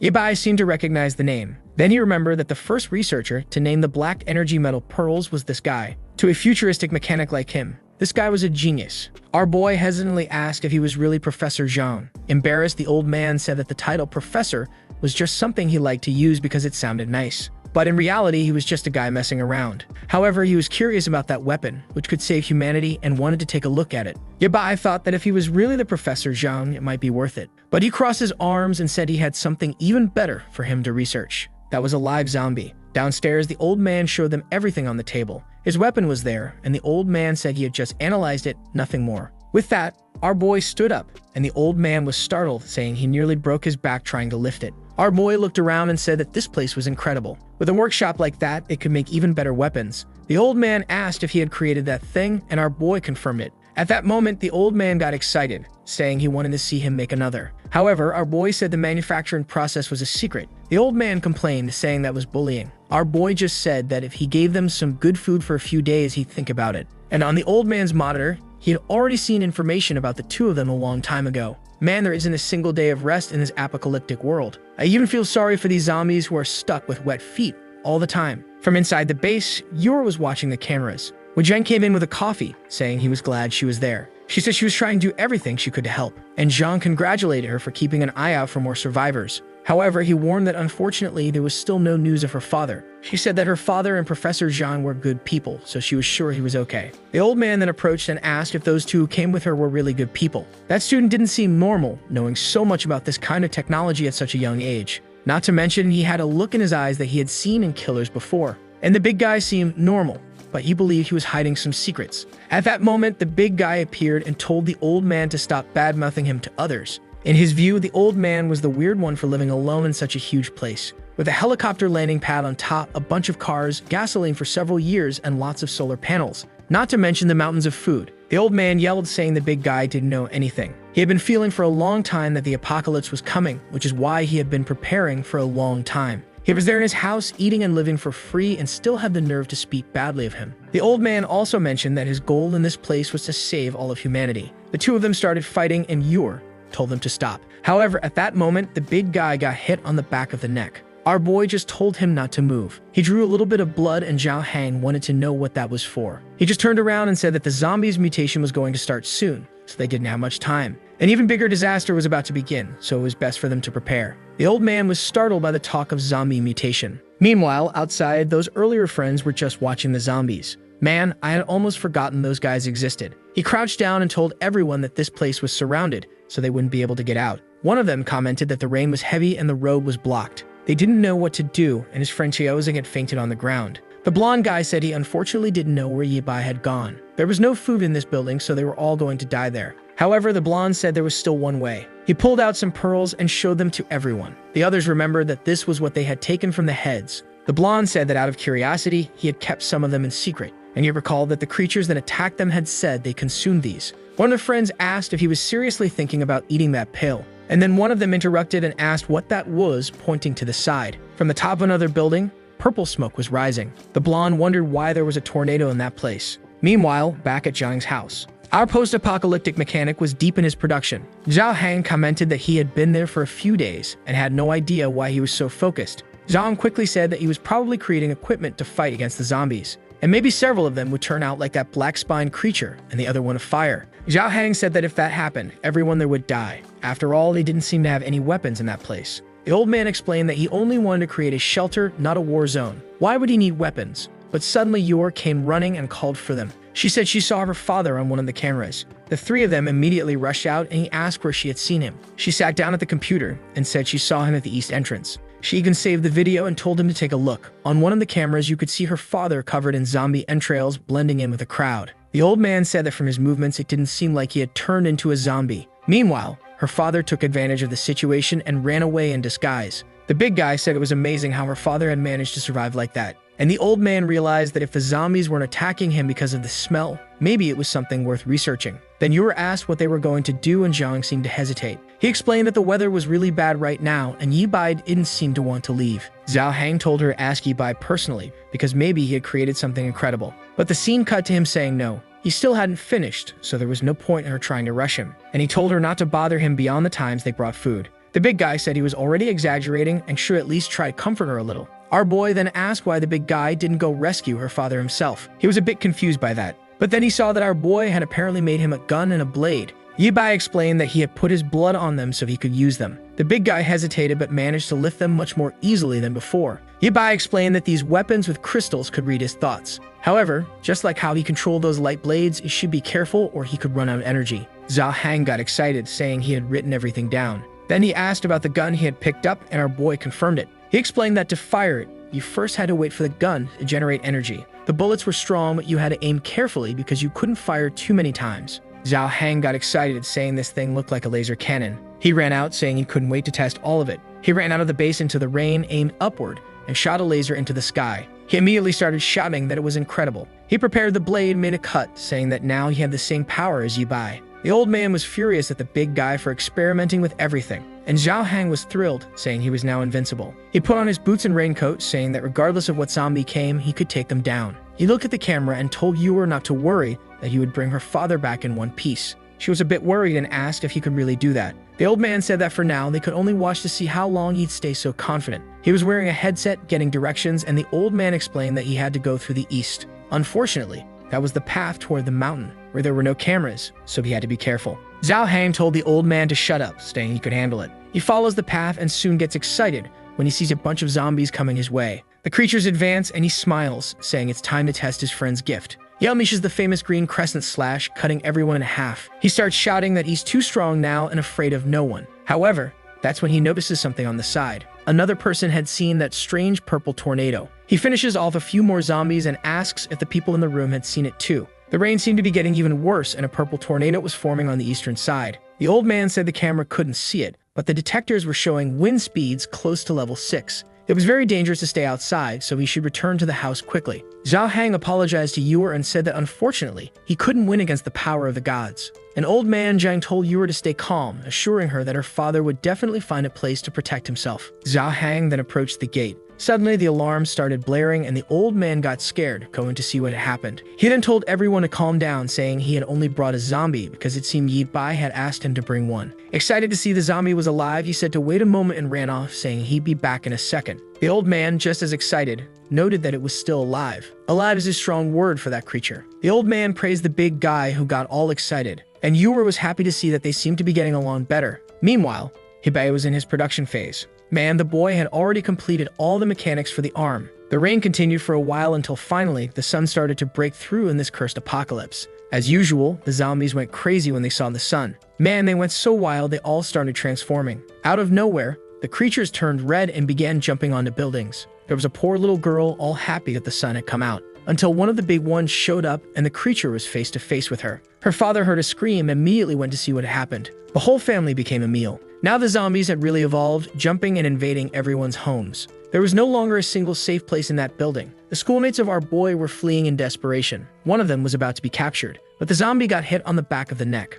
Someone hit another one in the head. The albino appeared. He pulled out the pill and looked at his friends. They immediately recognized Feng, the blonde who had been thinking about eating the pill. The scene then shifted to the street, where a bunch of zombies were running. They were all lined up, and atop a building was dear Roxy with her 2 zombies by her side. Jiabo remarked that it was amazing how they were moving so orderly. Roxy laughed. She said she had been suffering for many days and wanted to know if they had found Yi Bai's location. Wang Sheng said he was in a house on the mountain that looked like a research lab and it would be easy to get in and kill him. Roxy, however, said that wouldn't be any fun. She wanted to make sure he knew exactly who was behind his death, and before that, she wanted him to feel the despair closing in. Back at the house, Zhao Hang and Yue were about to leave, but then they heard an alarm and Zhao Hang asked what that sound was. The old man immediately told them not to go out because something very big was coming, and strangely, a bunch of zombies was gathering in the city. The weirdest part was that they seemed to be coming straight for them. Zhao Hang, scared, asked how many there were. The old man said there were at least 1,000. The big guy was confused and asked if they were the last humans alive in this place.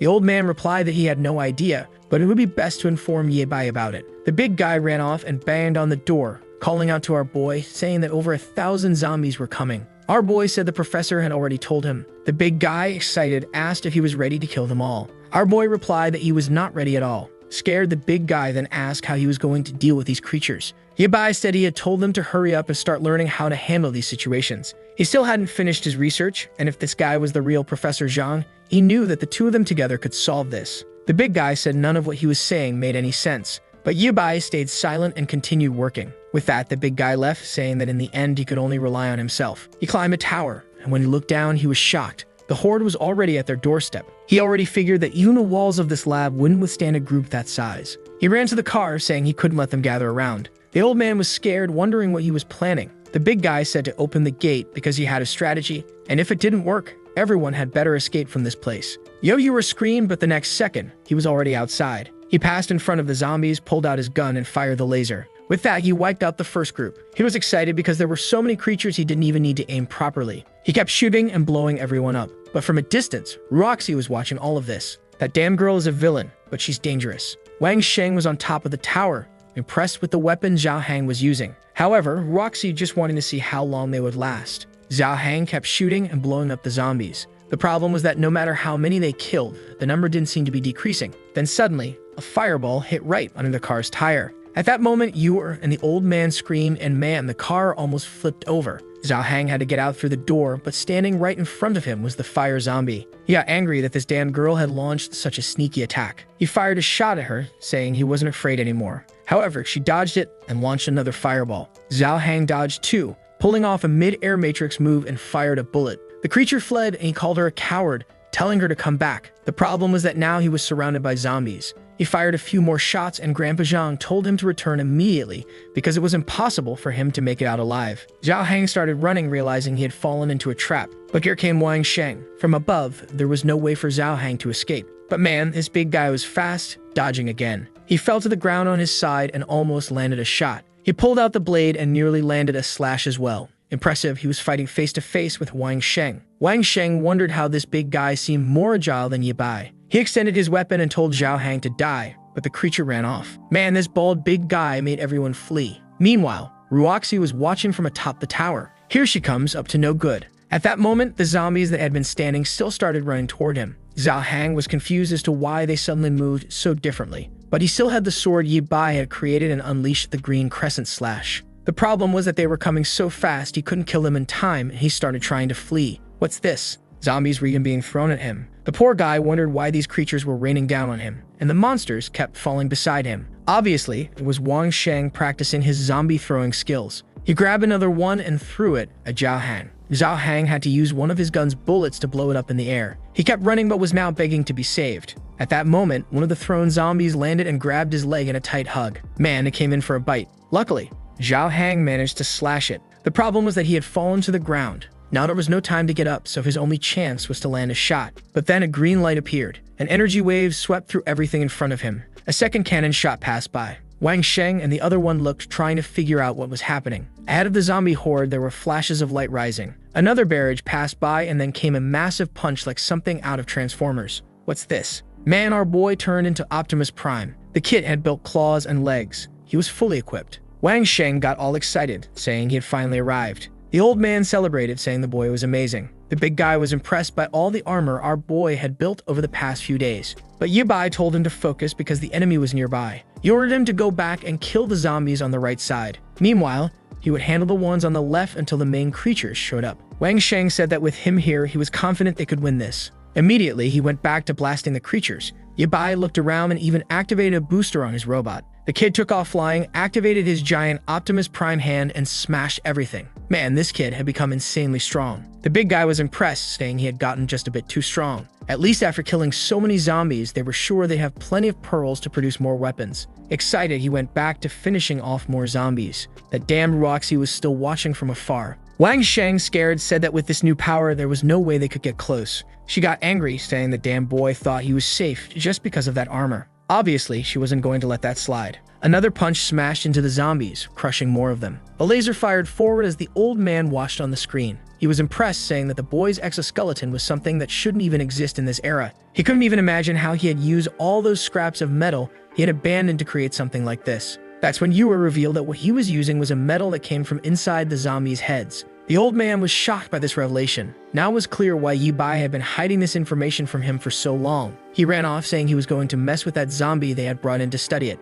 Meanwhile, outside, Wang Sheng was giving orders to the zombies again. Once more, he was sending them all to finish off Ye Bai. The entire ground started trembling, and the big guy said it felt like an earthquake. Ye Bai told him to stop thinking and just keep killing. But then he noticed that the zombies were strangely starting to jump toward him. As soon as they got close, Ruoxi clenched her hand and the creatures exploded right in front of him. Ye Bai had no idea what was happening. Ruoxi celebrated, saying that soon he would die. She kept sending waves of creatures and making them explode in front of him. Ye Bai couldn't remember the creatures being able to self-destruct in his past life. Meanwhile, Wang Sheng watched everything from the side. Jiabo remarked that this battle looked like a fight between two gods, and there was no way they could get involved. He then revealed that Ruoxi had eaten 7 pearls to become this way. Her body kept melting and reforming, showing just how much she hated Ye Bai. Jiabo asked if eating more pearls made things better, since instead of turning into a monster, she had gained powers. But Wang Sheng said, seeing how much she had suffered, he wasn't keen on testing that himself. Meanwhile, Ruoxi kept sending zombies to explode in front of Ye Bai. He had already realized that someone was controlling them. He turned, defended himself from an attack, and fired a blast at the tower.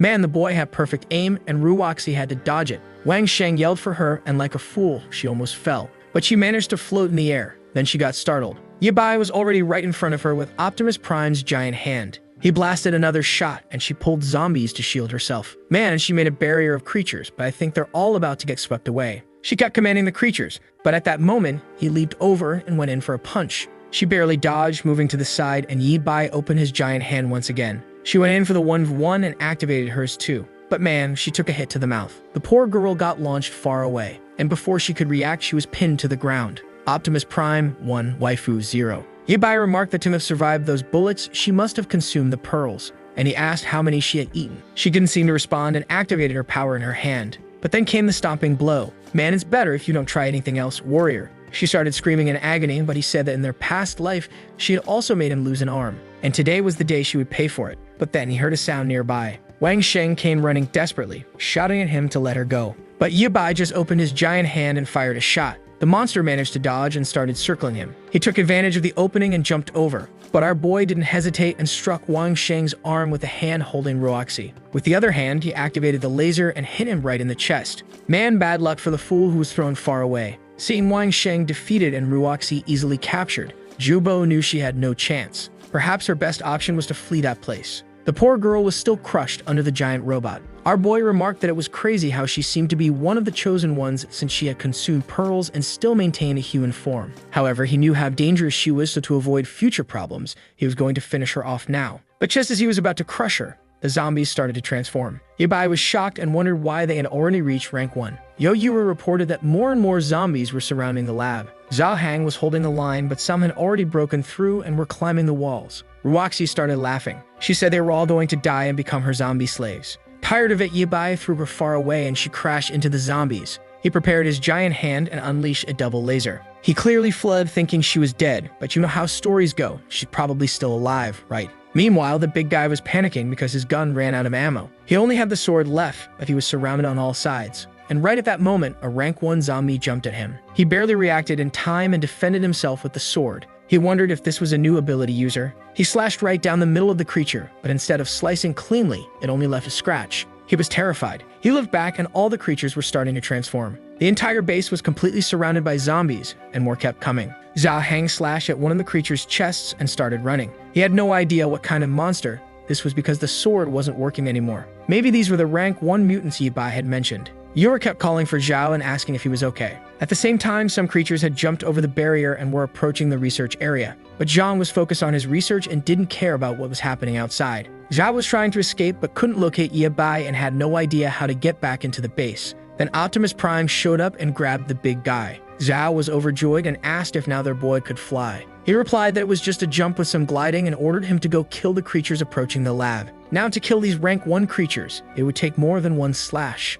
But you should be careful because these creatures were much more agile than before. The big guy collapsed on the ground, exhausted, saying he could finally breathe a little. At that moment, Yabai jumped to the top of the gate, prepared the Optimus hand, and began evaporating everything in sight. The problem was that while he was clearing one side, the creatures were invading from the other. The big guy was exhausted, calling out to Yura, saying he was thirsty. He then heard something nearby and saw a creature approaching. It was getting close when he managed to grab the blade and stabbed it in the chest. Man, he threw the first one to the ground and ripped it in half. This kid doesn't stop and hit it again. Then Yura appeared, saying she brought the water he asked for. She asked if Zhao Hang was okay, and upon getting closer, remarked that this zombie was different from the others. Inside the creature's head, he found a red pearl. Meanwhile, Professor Zhang finally found what they had been talking about. Even though the stone was dull, you could see a strange green light within it. The question remains whether humans become mutants because of this metal, or if the metal forms when they turn into zombies. He was eager to uncover all the secrets of that material. Meanwhile, outside, our boy was cleaning up the place. He killed one here, smashed 2 more there. A swipe of his hand, and he finally said it was over. He shouted from outside, telling the big guy to come collect the pearls because he had cleared everything. Zhao Hang gave a thumbs up, saying he was really efficient. Upon seeing the pile of dead monsters, the big guy complained that it would take forever to gather them all. He then turned to Yabai, saying that if he helped him gather them, he also wanted a mecha for himself. Our boy said he'd think about it later because now he needed to sleep. But then the old man came over to talk to him. He said it was time for Yabai to reveal all the secrets about that strange pearl.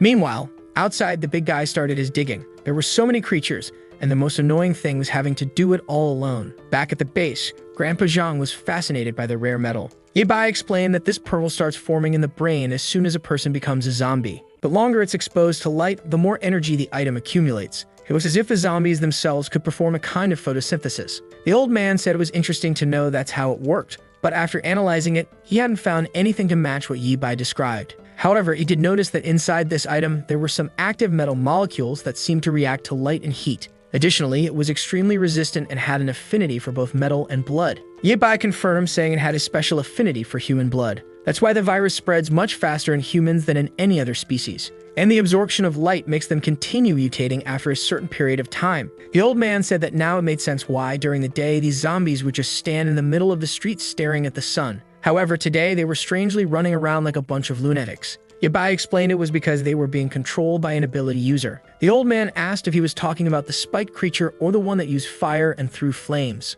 Yi Bai explained that those two were normal mutants. However, the one controlling the zombies was a high-ranking mutant from his class named Ruoxi. The old man was confused, realizing that this item caused so many changes in the human body. Yi Bai said they had researched it for a while, and the only thing he knew was that if you consumed the item, you would undergo a mutation. Ability users had always been a threat, which is why they needed to be killed as soon as they were discovered. The old man was still confused by the item, the mutations, and now the rankings of zombies. He told our boy that he was sure his school didn't teach any of this, so where had he learned it? Yi Bai just said that maybe he could tell him in the future, but it would be more valuable if the old man figured it out through his own research. The old man then said he wanted to take a look at the new weapons Yi Bai had created. Yi Bai, exhausted, said it was fine as long as he didn't take apart the Mega because he was going to use it again. The old man left excited while Yi Bai said he was going to sleep because he was completely worn out. "You're just washed." Today, she wanted to ask our boy for help in rescuing her father. However, she knew that he had fought all day and must be really tired. So she placed a small blanket over him and sat beside him,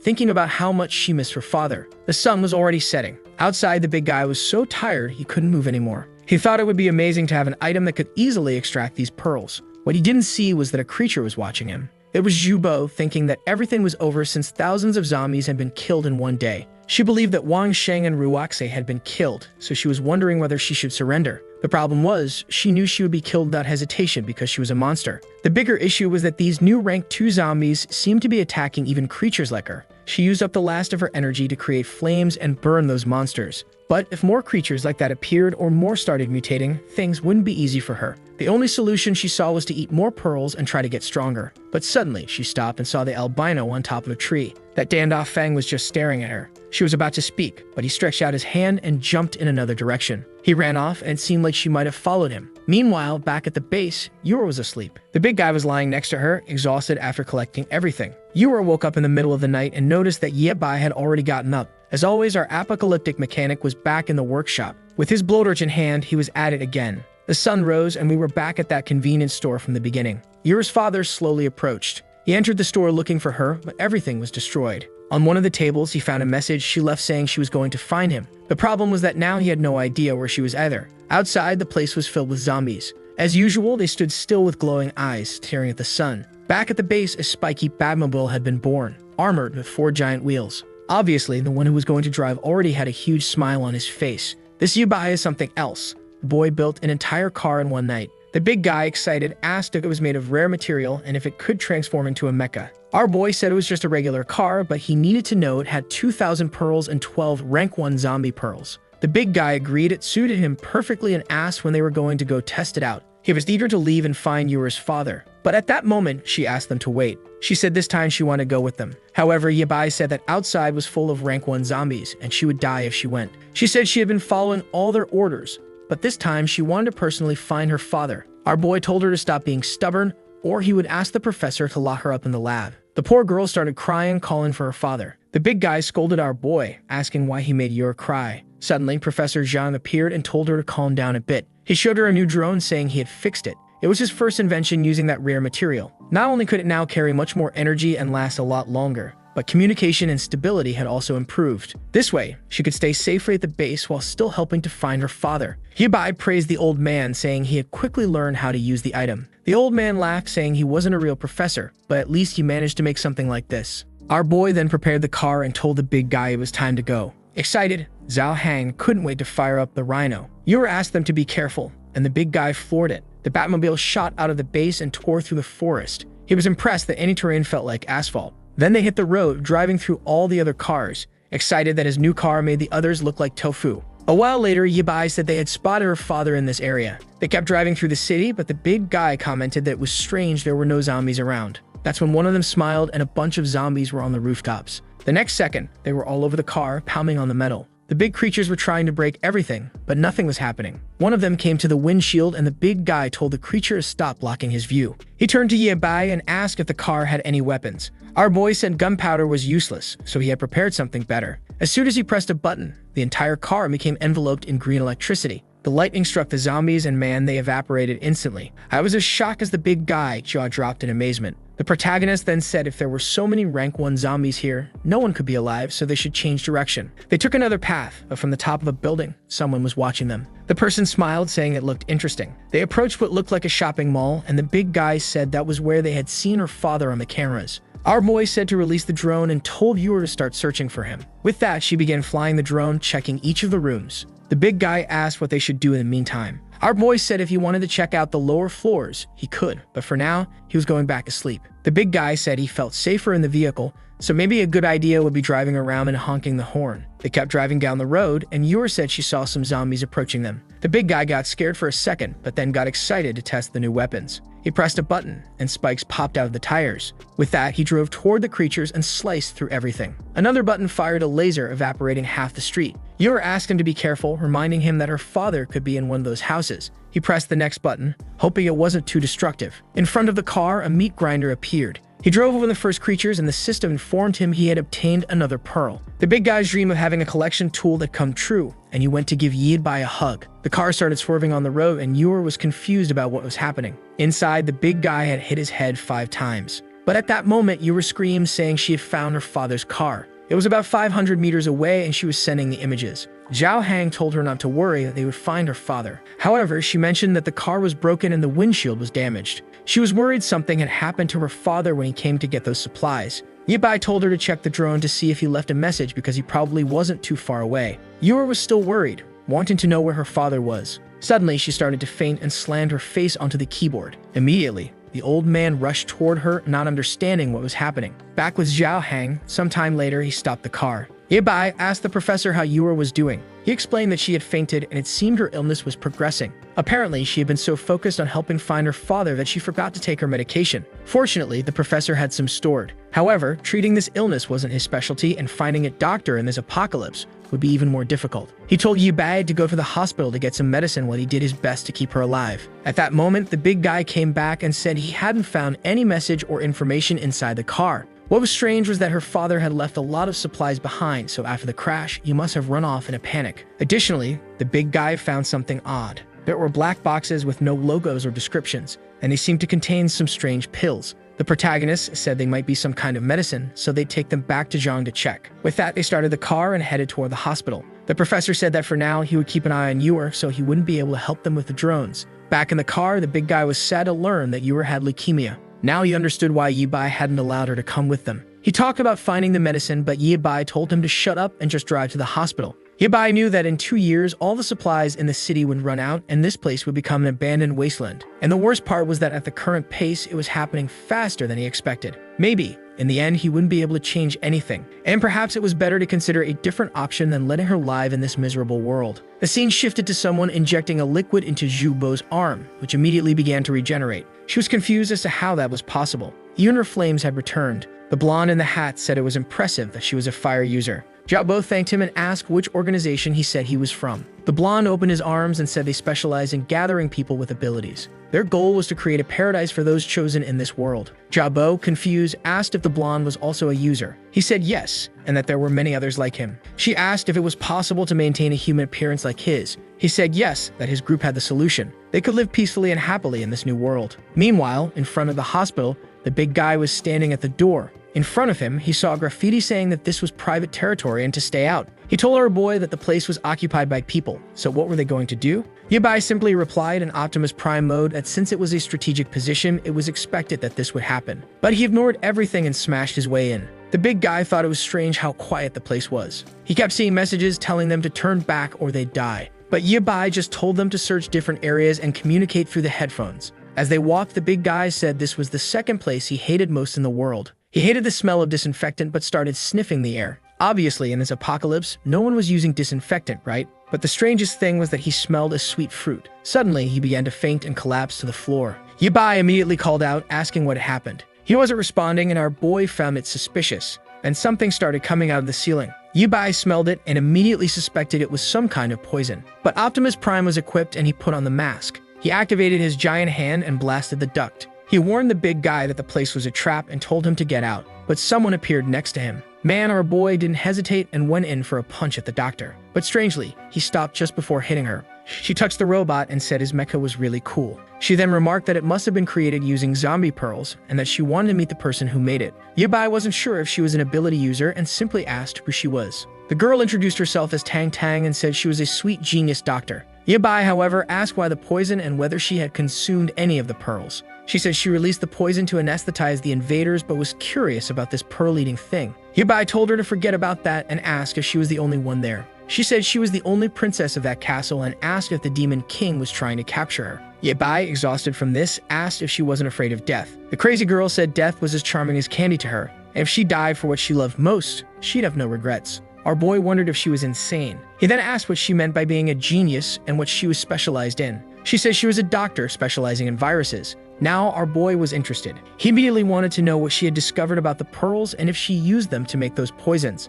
However, she didn't want to be asked so many questions and told him he was being annoying. She said he kept asking but never answered anything. So if he wanted to know something, he'd have to tell her who created that mecha. Our boy hesitated for a second. Then he said they had a research institute and that if she wanted, he could take her there. The girl got all excited. However, she warned that she had one more request and he would have to agree to it. The scene shifted to a desert where a car was parked in the middle of the road. Zhang called out for someone named Hakan and asked where she was. The girl responded saying she hated people who broke promises and asked if someone named Xiao Kai had arrived. The guy on the motorcycle, who must have been Xiao Qi, said that after this mission, they would go back and get married. Someone told them to stop flirting in the middle of a mission. A truck started approaching. The three of them, excited, said that just like Xiao had said, they would follow the plan. The truck passed in front of the car and they waited for the signal. However, the big guy asked Xiao Qi where the hell the signal was. Poor Hakan had been hit by the truck. Meanwhile, Xiao Kai was trying to escape, saying that things were getting weird. Another car pulled up behind the big guys. That's when he realized their plan had been exposed to someone. The big guy woke up, and all of that had been a dream because he had passed out from the girl's poison. He saw the doctor in front of him with a smug look on her face, and Yibai asked if he'd slept enough. He was a bit confused, and the crazy girl was giggling. She informed him that he had been hit with a special poison she created that put people to sleep for 3 hours straight. And the interesting part was that if she hadn't administered the cure, his body would have turned into a pool of blood. Yibai just told them to stop chatting and start loading all those items into the vehicle. Tang Tang politely asked Zhao Hang for help, but he wasn't too eager. Then she changed her expression and told him he'd better listen or he'd end up in one of those jars. The poor guy quickly grabbed the jars and got moving. She thanked him, saying they were true gentlemen. Meanwhile, Yibai wanted to know who she really was. He remembered the sweet poison from his past life. One of the main ways to fight zombies in the future was with this kind of terrifying gas. If this girl was one of the first to create such an item, it would be worth having her on the team and helping her develop it. At the very least, he couldn't let someone like her fall into the hands of another gang. A while later, everything was loaded. The car held way more than it seemed. She said it was very cute and that it looked like it had also been made using pearls. She remarked that it was perfect for a princess like her. The big guy asked our boy if it was really okay to bring along someone this crazy. Yibai replied that they needed her research on the medicines and her help with the trip. But then he heard a noise. A transformed creature appeared on top of a building. There was a chimera-like lion with many eyes, and everyone was terrified. Man, when the creature saw the three of them, it started drooling. It let out a roar, and the big guy asked if it was another ability user or some kind of zombie. But Yibai just told them to stop wasting time outside and get into the vehicle. The creature leaped at them, and our boy activated Optimus Prime. He landed a solid hit on the creature's arm, sending it crashing to the ground. While the big guy started the car, Yibai managed to hold the creature with his arms. He told them to take the doctor back to the base while he dealt with the monster. Then he landed a punch to the back of its neck. He hit it with another laser, and from inside, the big guy was wondering why this one was so much bigger than the others. Tang Tang explained that this big dog had been circling the hospital for a long time, which was why no one came near it. Zhang asked why she hadn't mentioned a monster like that. She looked confused, saying that since they came from outside, she thought it was already handled. As she approached, she said that with all the advanced equipment they had, it shouldn't be a problem. After all, they were humanity's last hope for survival. The big guy told her to stop joking, but she insisted she wasn't lying. She had researched the zombie virus, and the people who hadn't transformed were definitely the chosen ones. Outside, Yibai kept fighting the creature, landing another punch. Once again, the timing of things compared to his past life didn't make sense. These mutants weren't natural animals that evolved just because of the zombie virus. They were a mix of the virus and a lot of advanced engineering, something that shouldn't exist at this time. The creature shot a beam, and he barely dodged it. He smiled, saying he was finally starting to understand what was happening. He fired another shot with the Optimus Prime, hitting the creature in the neck, but the shot deflected and hit the building. Yabai realized that the creature was still able to reflect his attacks. The beast charged at him and swiped its claws, but he dodged to the side. It grabbed one of the bosses and started wrapping around it. With that, Yabai told her to stop being so disobedient and tore 2 pieces from her back. The monstrous creature collapsed to the ground, exhausted. She fired another beam, but Yabai easily blocked it with his hand. He said that her movements were now useless, and it was his turn. He launched himself at her with the robot, charging forward. With one strike, he hit her square on the head and started smashing her into the ground. Man, the boy was brutal when he finished off the monster. Among the remains, he found a massive pearl. Our boy examined it in his hand and said that once he transplanted something like this, things would get much easier than before. Meanwhile, the blonde guy on top of the building was watching and said this was going to give him quite a headache. Yabai called the big guy, asking if they could hear him. Unfortunately, they were already too far and the signal wasn't working anymore. It was time for him to head back, so he started flying with the Optimus. As he passed by the buildings, he glanced to the side and saw the blonde guy. The blonde waved and said it was a pleasure to meet him. Man, Yabai immediately stretched out his hand and blew him up right in front of him. The blonde appeared on another building and asked if Yabai had some kind of prejudice against ability users. Yabai didn't hesitate and sent another explosion his way. But the blonde said he wasn't interested in fighting him. He teleported onto the robot's arm and said he was just there to deliver a message and wouldn't take long. Yabai crushed him with his hand. The blonde said if he wanted to chat in that position, it was fine with him. He then introduced himself as Song Bin and invited Yabai to visit him in the Northern District. Yabai continued crushing him while the doctor said he was interested in calling the medical girl. However, when he looked at his hand, the guy had disappeared. It seemed he had some sort of body substitution ability. The threat wasn't huge, but it was extremely difficult to deal with something like that. And the strangest part was that the damned secret organization was already forming. Yabai didn't want to think about it, but he had to prepare for the worst. Interestingly, the name of this secret organization was actually Secret Organization. These guys weren't too creative, but Yabai knew that in 50 years, they would control most of the resources and the Awakened. The organization's goal was to create a world dominated by ability users. That mutant beast was probably created by them, and they had likely been watching him for some time. It did make sense for this organization to already exist, which meant they probably had someone from the future as well. The Batmobile arrived at the base. Tang Tang said it was a pretty normal place to have created that mecha car. The big guy remarked that she had some guts coming to a place she knew nothing about, but she said she trusted her intuition. She then asked Zhao Hang to hurry up and take out the experiments, saying she was doing it for Yor. The old man appeared and said it seemed they had really found a doctor. Tang Tang immediately approached and asked if he was the professor who created the mecha and the vehicle. Before he could say anything, she said she already knew it was him and that she was especially here to listen to him. The doctor commented that he dressed sloppily, but was clearly a mad scientist. Grandpa Zhang was confused, wondering where Yabai had found this crazy girl. However, he did recognize the name Professor Tang and knew she was a young genius with a PhD in viruses. She said she was honored and was clearly flustered. Meanwhile, the old man wondered how a girl like her had survived, but she just said to cut the small talk, adding that she was there to research the pearls with him. He was impressed that she had one of the pearls and praised her, saying it was amazing that she had created the mecha and the car. She called it Black Gold and asked if he had come up with that name. Now, Grandpa Zhang wasn't sure if he should reveal that he wasn't the one who created any of it, especially since it seemed she knew less than he did, and as far as he knew, Yabai wanted to keep it a secret. He then spread his arms and told her they could work together because he had made some new discoveries. However, first, she needed to help him with something else. The scene shifted to the medical room where Yura was lying in bed. A while later, Tang came out and the professor asked how she was doing. Tang took off her mask and asked if Yura was his granddaughter. The old man said not exactly, but he considered her as such. Tang made a hand gesture, and the old man asked if that meant the girl was okay. Tang said no, so the old man asked if it meant she had 3 years left. Tang corrected him, saying she had 3 months. She had seen many people with the same illness and had no idea how the girl was still alive. Her body wouldn't accept any treatment in this state, and the worst part was that there wasn't much they could do. Zhang asked if she was telling him to accept that the girl was going to die, but Tang said maybe they could use that. A while later, Yor began to wake up. She overheard the old man outside asking if they were really going to give her that medicine. Tang replied that it wasn't exactly that, but that she was thinking of using the material to create a new kind of medicine. She had noticed in some tests that the material seemed to emit an energy that could regenerate the surrounding cells. The old man said that's why some people who consumed it went through that transformation. She asked what kind of idiot would do that, and the old man replied that he had seen 2 people who consumed it and became extremely powerful. Tang was thoughtful for a moment and said that aside from guaranteed death, she couldn't think of anything else it could cause. She then suggested they focus on the next topic, which was creating a medicine using the material to help the girl. Obviously, they didn't have much time, but they also had to ensure she wouldn't turn into a monster. Meanwhile, Zhao Heng finally placed the last item on the shelf. Looking at it, you wondered why she valued this stuff so much. At that moment, Tang appeared and thanked the big guy. He immediately asked if Yura's illness could be cured. She responded that with the right idea, maybe it was possible. He said he'd go check on Yibai, but she said there was no need since he seemed to be handling things just fine. As he was leaving, she asked about them searching for Yura's father. He said they were looking, and she urged them to find him quickly since it could help with her treatment. Back in the city, Yibai was on top of a building with a giant robot.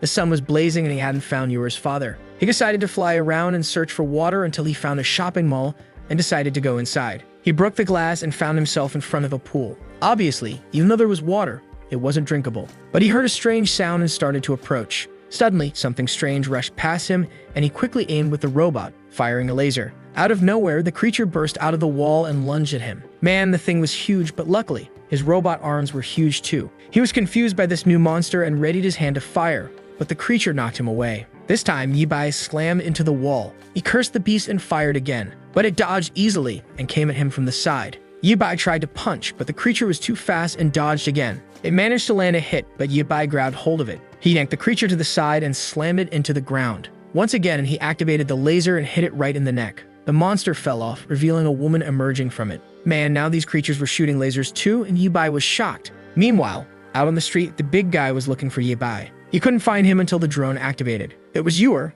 asking if they were still outside. He told her to rest more and let them handle the searching, but she said she couldn't sleep and felt better working with them. He told her that was fine, but not to push herself too hard. With that, she reactivated the drone and continued searching. But soon, she found something strange, and the big guy asked what it was. She explained that a strange group of zombies was heading toward the construction area. They wondered if there might be survivors there. That's when she saw a girl lying on top of a container. He saw through the camera and said he recognized her. Yura asked how he knew her. The big guy explained that she had been captured by that guy before, but at some point she escaped, and they never saw her again. Yura said they had to help her, and the big guy immediately activated the car's claws, saying it was obvious. He plowed through the zombies, cutting them all down. The girl seemed confused. Yura told her to look for a chance to jump into the car. Zhao Heng continued smashing everything in his path. He got closer to the container and told the girl to get in. She jumped into the back, and Yura said it was time to go. The girl slowly got inside, asking who they were. The big guy smiled and said they were the rescue team. Meanwhile, on the other side, Yibai was taking a beating as usual. Once again, he slammed into the wall and the monster came in for the finishing blow. But Yibai covered his face, knowing he couldn't look at it. The problem was that his face cover had been damaged in the previous fight, so he couldn't use it again. The creature prepared an attack that nearly hit him. He fired another laser, but the damn thing was too fast. Once again, he got hit by its tail. He fell into the pool like an idiot and realized he had been careless. He sank into the water and the creature activated another strike. The problem was that now he couldn't move his body. Spikes began to pierce the pool and he wondered if he was going to die there. But at that moment, a light shone and the creature took a hit to the eye. Man, it was the big guy in the Batmobile, saying that the apocalyptic rescue team had arrived. The creature seemed confused. It changed its mind and tried to flee, but Yubai's giant hand grabbed its tail. He asked where it thought it was going. He tossed it back into the water, delivering a punch, and told the big guy that if the creature started looking at him, just blast it with a laser. The big guy said he understood. Before the creature could do anything, Yubai fired a laser into its stomach. The poor thing collapsed to the ground, trembling. He grabbed its head and demanded to know what this mutant was doing there. He wanted to know if she had been sent by the organization to kill him. The girl just stared and he told her to open her mouth or he'd crush her head. At that moment, she reacted when he mentioned the secret organization. Lena became desperate, saying she didn't want to go back to that place. The big guy asked how this girl had also turned into a monster. At that moment, the monster recognized the girl in the car and started calling her Lena. Yibai told her to stay still or he'd finish her off. Lena got out of the car and began asking if the creature was Annie. The creature under Yibai's hand kept calling out to her. The big guy mentioned to Yura that maybe she was another person transformed by the black material. Lena approached and asked her sister how she had ended up like that. The girl explained that she had undergone experiments by an organization. She had no idea of the pain she was feeling.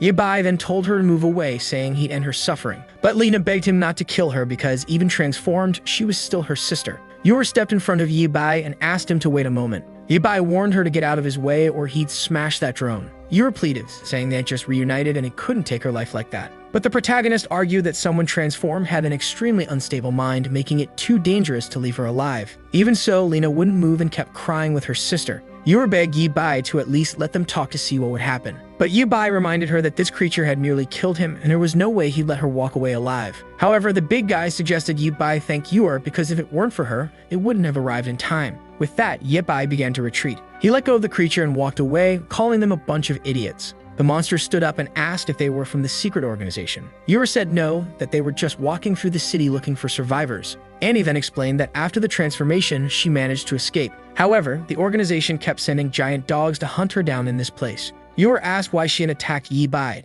to which she replied that she was scared and thought he was part of the organization. She approached Lena, saying it was good to know she was okay, and that she had no intention of hurting anyone there. Yura seemed relieved and suggested that Annie join their group. They were studying zombies at a nearby place and maybe she could help. Lena asked if both of them could really be part of that, and Yura said it would be a pleasure to help others. The only problem, of course, was that the monster wouldn't fit in the car. Annie told Lena that she would follow her wherever she went. The big guy asked Yura if she was sure about bringing a monster like this back to their home. She confidently replied that they were just two sisters in danger and helping them was everyone's responsibility. Yi Bai just got into the car and sat down. Seeing this, the big guy said that since Yi Bai wasn't refusing, it was time to head back. So with the car, the drone, and the monster, they all left. The big guy was impressed that the creature could move as fast as them. A while later, they returned to the base. Naturally, the doctor and Tang were shocked to see the creature in front of them. They immediately asked Yi Bai what was going on. Lena introduced herself, explaining that she lived in the east. But when the disaster started, she and her sister got into a car and drove south. From the creature's head, Annie appeared.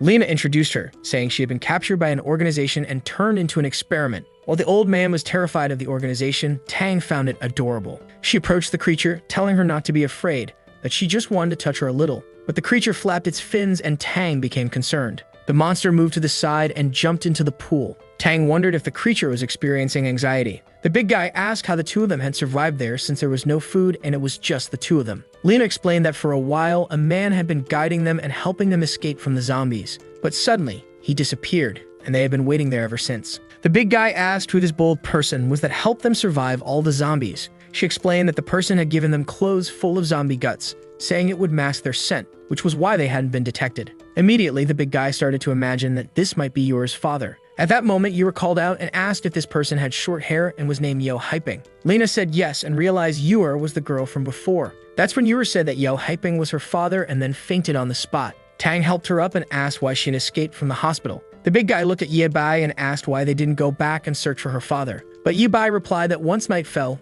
things would get more dangerous outside and he needed to strengthen his mecha. At that moment, the old man approached and said it was time for Yi Bai to give a proper explanation because he seemed to know everything. He had no idea why Yi Bai was keeping all these secrets or what the danger was in telling the truth. The big guy added that if something really happened to Yi Bai, no one else would be able to survive without his help. Yi Bai stayed silent for a second and then said it was indeed time to share everything with them. He told everyone that he was a traveler from 50 years in the future. The big guy immediately believed him, saying that now it made sense why Yi Bai didn't seem like an ordinary person. The old man was shocked by this revelation and asked what kind of time travel Yi Bai was talking about. Tang was amazed, saying that humans had survived for more than 50 years. Yi Bai explained that everything started with that pearl, the item that began the destruction of the world but also brought about the greatest technological advancement they had ever seen. In studying the material, they discovered that it was possible to send someone's consciousness back to the past. However, the person in the past had to be within the activation radius of the item. The old man was horrified, and Yi Bai explained that this was how they were able to go back to the beginning of the virus.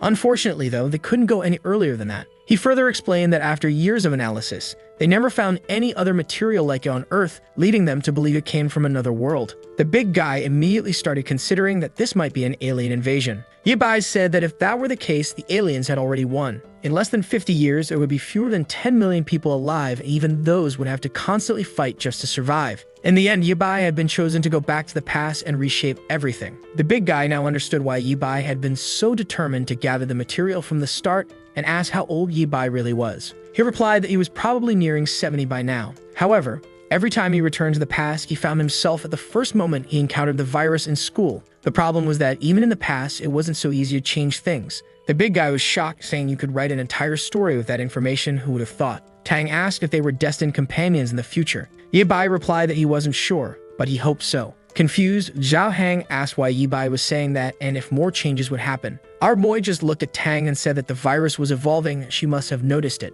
Tang confirmed, saying that their survival was already a miracle. That's because the zombie virus wasn't transmitted by a bite but spread freely through the air. Immediately, the two of them stood up in shock. asking how they had been transformed. Tang explained that's why she liked to say they were the chosen ones. Some people seem to have certain antibodies that allowed them to resist the virus, but she couldn't guarantee that a bite wouldn't cause transformation. Yabai revealed that the truth was, they had all been infected a long time ago. In theory, they would eventually turn into zombies as well. Even though they might be immune to the airborne virus, that didn't mean they couldn't be infected by other means. Zhao Hang was amazed that Yabai had managed to hide all of this for so long. Yabai said he had done so because he had recently confirmed his suspicion. It seemed that someone from the future was accelerating the progression of the virus. This group was known as the Black Order. The scene switched to Zhu Bo. Turns out, Zhu Bo was a man after all. Up until now, I had thought it was a woman. He really managed to return to normal. I thought the blonde guy was lying to him. Zhao Bo smiled, saying that now he was officially a member of the squad. He was thrilled, saying they were incredible. Meanwhile, a white-haired girl watched through a window.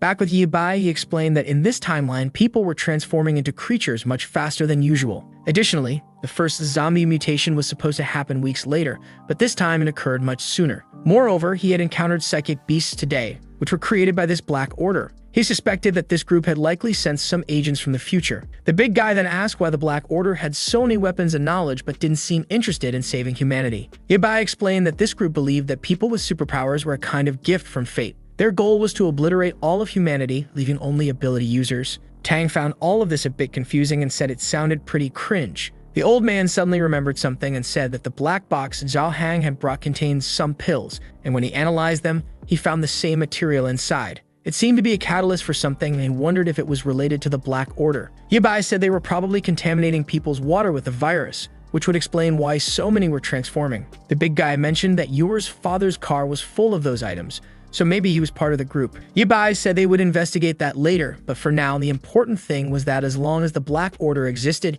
humanity wouldn't be able to survive. He then showed a map with the changes he wanted to make to the base to increase their chances of surviving an attack. He asked Tang to keep taking care of Yuer, who in turn asked if Yabai was her brother by any chance. Yabai asked if that would be a problem, and she said it was just a medical thing. He replied that it had nothing to do with that and told the big guy to go back and help Tang and the old man prepare everything. Back in the room, Yuer slowly woke up. She got up and saw Lena sleeping next to her. With that, she left the room and began walking down the corridor. In one of the rooms, Tang was saying that Yabai didn't seem to be lying about his story. She drank something and slumped over the table, saying she had hoped the problems would end, but they were only increasing. At that moment, Yuer appeared beside her. The doctor asked what Yuer was doing there and told her to go back to sleep. However, Yuer said she couldn't sleep and wanted to go outside for a bit. Tang replied that everyone was sleeping and soon Yabai would be back to search for her father, so there was no need to worry. Yuer then said she had overheard of her talking to someone and asked who else was there. Tang responded that it seemed she had heard correctly. She pointed to a head and said, "It's him." Yuer,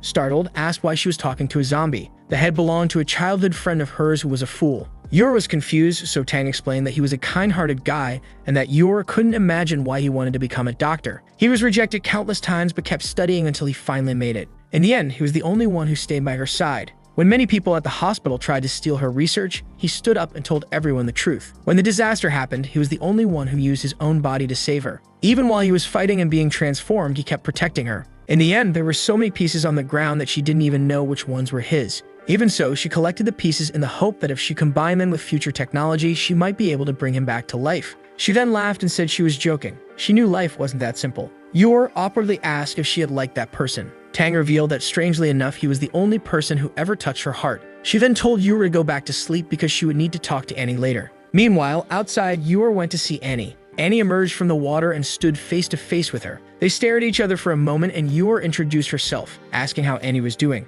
Annie explained that she always had to stay hidden because she couldn't afford to be found by the organization. Yuer said that what had been done to her body was cruel and asked if it hurt. Annie responded that just thinking about the past gave her chills, but nowadays she didn't feel anything anymore. Yuer was thoughtful for a moment and Annie said she could tell that Yuer also seemed to be in pain. She gently touched Yuer and asked how she could tell. As the monster was about to say that humans are all the same, she suddenly fainted. Annie caught her with her fins and called for Tang. Tang came running, panicking, asking what Yuer was doing there when she had told her to go back to bed. Tang touched Yuer's head and said that at this rate, there was no way to save her if she kept acting like this. But Yuer simply apologized and said she had a request. She wanted the doctor's help to complete the surgery. Meanwhile, Yabai was working on Optimus Prime 2.0. At the same time in the city, Yuer's father was now searching for Annie and Lena. He didn't know where they had gone and wondered if they had been attacked by zombies. It was strange since he had protected the area well and there shouldn't have been any creatures around. Not to mention the massive tire tracks on the street, he had no idea what had passed through there. Suddenly, wings flapped in the sky, and when he looked up, a dragon was flying by. The creature circled a building and he felt relieved. However, at that moment, a man with a blue beard appeared, saying he had finally found him. Back at the lab, Yor was inside a tank. Outside, Yebai and the old man were watching everything.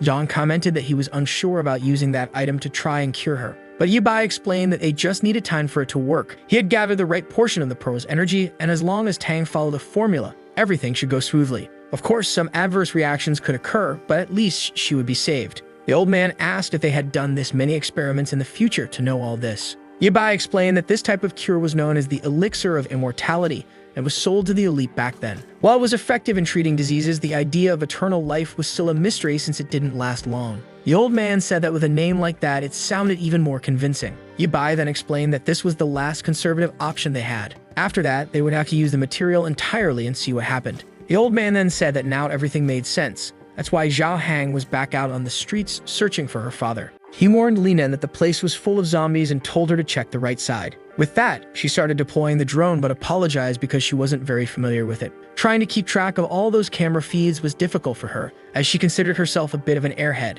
That's what she told herself. Zhao Hang told her to stay focused, saying they would soon find Yor's father. At that moment, Lina mentioned that she had seen someone who looked like him. On the street in front of the drone, they could see a hooded man running. Desperate, he was fleeing. This time, it was from a bunch of rank 1 zombies. His cloak wasn't working, so he took it off and threw it aside. Behind him, attached to the cloak, was a grenade that exploded right in front of the swarm of zombies. The problem was, none of it was effective. The zombie was walking through the flames until a laser came and cut through it and 2 others. Immediately, Zhao Hang did a drift, stopping in front of the man who looked confused. The big guy opened the car door and asked if he was Yao Yuer's father. He looked confused, but our bald friend just told him to get in the car quickly, as there was no time to explain. Since the man had just been saved, he decided to get in, especially because the streets weren't safe anymore. With that, the car sped away. However, the blue-bearded man was watching all of this. He asked the blonde guy if he was really going to let the man escape that easily. The blonde said they all belonged to a special group, so they would have to be cautious and take things very seriously. The blue-bearded man, however, said that his style was more about showing up and smashing everything instead of messing with little tricks.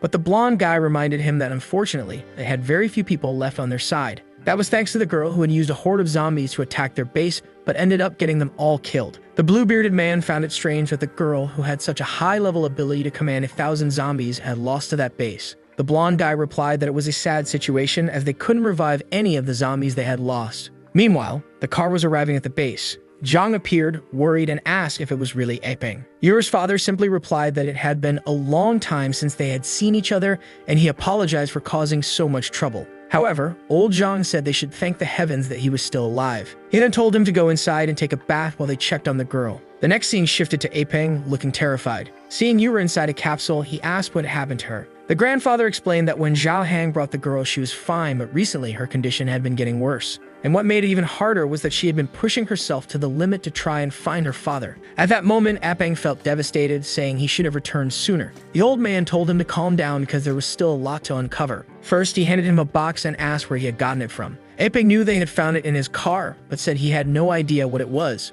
Zhang then asked how he had come by it. He explained that he had spoken with a man named Loro from a group called the Black Group, which initially seemed like a charity organization. He had received these drugs, which were supposedly meant to help Yuer, but he never imagined the truth behind it. The old man asked if he was part of this group and what the drugs were for. Eping explained that these drugs had caused several emergencies in the city, and when he discovered the true nature of the organization, he wanted out. He had continued working with the group, hoping that one day he could escape and return to Yuer. However, when he fled the place and returned, he had been surrounded by a horde. But in the end, this still happened to her. He told himself that he had always taught her to spread love and kindness, yet he had been helping the wrong people. He began lamenting, saying he was truly an incompetent father. That's when Tang appeared and told him that Yuer was still alive and fighting. She then told him to donate some blood since he was her biological father. Unfortunately, no one else there could donate to her, so he was their only hope. Immediately, Eping stretched out his arm and told her to take as much blood as she needed. The doctor cheered, saying it was a good thing he had arrived, or else she would have had to use that material on the girl. The father looked confused and immediately shouted that he wouldn't allow that to happen. The doctor was puzzled as to why, and Zhang wanted to know what she understood about it. Eping explained that he wasn't sure why, but the organization was planning a massive experiment. Their target was the entire city of Anchi, and countless lives would be lost. Zhang said it didn't matter much, since most of the population had already died, so there weren't many people left to lose anyway. The father insisted that they mustn't use the material on the girl, no matter what. Zhang, however, argued that the only way to fight against those guys was by using the material, and besides, they had nowhere to run. Apeng, desperate, said they needed to escape that place as quickly as possible. He rushed out, saying he would grab Yor and leave, but then he was struck on the back of the neck. Yibai simply told him to shut up. The poor man collapsed, unconscious on the floor. Yibai then turned and told them to collect the blood and start the surgery. Meanwhile, in another part of the city, which was completely intact, something was happening. Inside a bar, there was Bluebeard. A long-haired guy asked how they had all joined the secret group. Bluebeard says he only joined because all of his companions had died, so he was left alone. The blonde guy next to him said that he needed to protect all the people he still had around him. The man at the counter said he understood and commented that if they could become new partners, that would be incredible. He just expected there to be more people in this so-called secret group. Bluebeard told him not to worry, that there were plenty of members, but they were out recruiting more people. Meanwhile, the blonde guy said he was curious about what kind of society the superhumans would create. They didn't need to eat, could switch to combat mode, and weren't even afraid of zombies. However, he had the feeling it would be hard to get people to unite now. Bluebeard said he agreed with everything, and from now, they would just wait for the consultant's responses. But the blonde guy asked if he really thought it was okay to keep getting information from someone from the future. Without hesitation, Bluebeard said it was the best option since she knew everything that was going to happen. He told the guy, whose name was Yufeng, that he had heard from the consultant that this blonde guy would become very strong in the future. However, Yufeng commented that if Yibai also came from the future, why wasn't he interested in becoming a superhuman? Now that I've realized it, guys, this Yufeng is that blonde friend of the protagonist from the beginning, the one who turned into the albino beast. Bluebeard said that Yibai wasn't doing so well and was just a coward who couldn't handle the success of others. However, the blonde guy said that the last time he saw the boy, he was completely different from what he remembered. Bluebeard laughed, saying that at least whoever wronged Yibai in the future would probably suffer in this life. But one thing was certain, they would need to kill Yibai since he was getting in the way of their plans. Someone then clapped and said that he had said everything he wanted to hear. It was the blonde guy with the hat, who said that the world Yibai wanted to create was completely different from theirs. For now, they were still trying to inspire the boy and create a change in him, but if he didn't accept it, they would obviously have to kill him. Everyone in this room had been born from the black gold. They had abandoned their old bodies and accepted a new rebirth. They needed to dive even deeper into the mysteries of this item to gain a power never before seen in this race. The guys even had a little slogan saying that the Shadow Squadron was eternal. These bastards also had 30 different names for God's sake. Back at the base, the big guy was sleepy, and our boy was fixing the car. He asked Yibai where his friends from the future were. Since they were younger back then, they must be kids now. Yibai just said that the present and the future had changed, so whether his friends were still alive was a mystery. Besides, in this life, he might never meet them again. The big guy then asked how he was going to rebuild the organization he wanted. Yibai said he didn't need specific allies, but rather people who shared the same vision. Confused, Zhao Hang asked what that vision was. Yibai then explained that the goal was to eradicate the black gold and the supernatural people and restore the proper order to humanity. The big guy said those were simple things to explain but extremely difficult to achieve. However, Yibai then explained what had happened to future generations who had become dependent on the black gold. To maintain their powers, they needed to create zombie concentration camps, where people would be transformed to generate more materials. The problem was that in a regime like this, the number of people kept decreasing. Those with supernatural powers didn't want to fight against it. His group was the last of the rebels who still tried to oppose that regime. Zhao Hang then remarked that for someone who wanted to eliminate black metal, Yibai was very good at using it to create things. Yibai explained that in order to eliminate it, you first had to understand it. As soon as the enemies were eradicated, they would also get rid of any equipment they had created. Zhao Hang commented that it was amazing that Yibai followed such a serious philosophy. But Yibai said not to praise him too much because if it weren't for his allies from the future, he would have given up a long time ago. And if it weren't for those who saved his life, he would have already been a zombie himself. Sometime later, Apeng woke up in the upstairs room. He commented that lately, the weather had been a bit strange. Zhao Hang said they should at least be happy that the rain had eased up. However, Apeng wanted to know if they really weren't going to escape that place. Zhao Hang commented that according to what Yibai had said, the group had already spread across the entire world, so trying to escape anywhere was useless. The father then said that he knew you were one to stay because the way he had raised her made her too innocent. But Zhao Hang replied that after everything she had been through, she was certainly capable of making her own decisions and having her own thoughts. She was much stronger than he imagined, and besides, it was she who had requested the surgery. Apeng said he knew that, but he couldn't help but worry. Zhao Hang then mentioned that in the past, he had also worried a lot about his own son, to the point where they fought and his son ran away, not wanting any more contact with him. Unfortunately, it was only after his son disappeared that he realized they had never forgiven each other. Apeng asked if his son was still alive. Zhao Hang said he wasn't sure and that it remained a mystery, especially because he knew the boy wouldn't want to see him. However, they had to leave the past where it belonged because it was time for them to end this storm. Meanwhile, outside the base, a giant robot stomped on the ground. Man, our boy had created Optimus 2.0. The big guy was in shock, saying this must be the ultimate mecha. Aping just said that if the guy from the faction wanted to find him, then he would make sure that wish was granted. That's because he didn't like the idea of letting him proliferate so easily. He extended his arm Iron Man style to the big guy, saying his job was to take care of the place while he was away. He told him not to worry, that anyone who came there would be eliminated.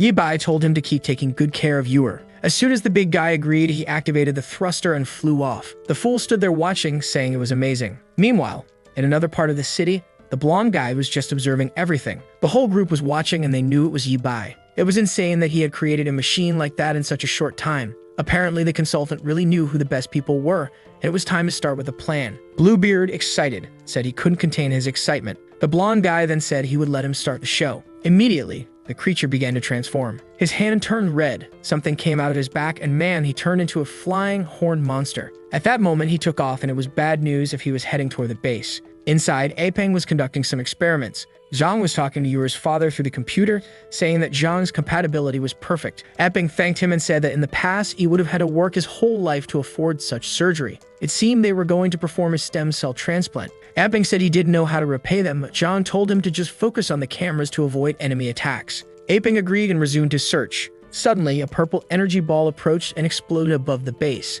Immediately, everyone felt the entire place shake. Of course, it was the transformed Bluebeard in the sky. He stretched out his hand again and launched a second attack. The place seemed to be protected by a barrier, but even so, everything inside was trembling. Zhang wondered if someone was attacking the base. Apeng said there was nothing in front of the base and the other cameras weren't working. Meanwhile, the big guy had already run to the car and warned that there was a giant winged monster throwing fireballs. Considering the surprise attack, it was clear it was from that strange organization. Zhao Hang immediately asked them to open the gate so he could go out and deal with it. Zhang agreed, but told him to be careful. The gate opened, and he drove out. From the roof, the new torpedoes that our boy had installed began to fire. Immediately, the big guy said the enemy would pay for their audacity to attack the old man's base. The laser fired, and Bluebeard was startled. Man, but the bastard barely dodged it. But the next volley was coming. Meanwhile, Yibai was flying far from there. However, he found it strange that the communicators had gone out, and he wondered if he was entering the region controlled by those guys. It was best to be prepared to give his all in that place. But then he felt something.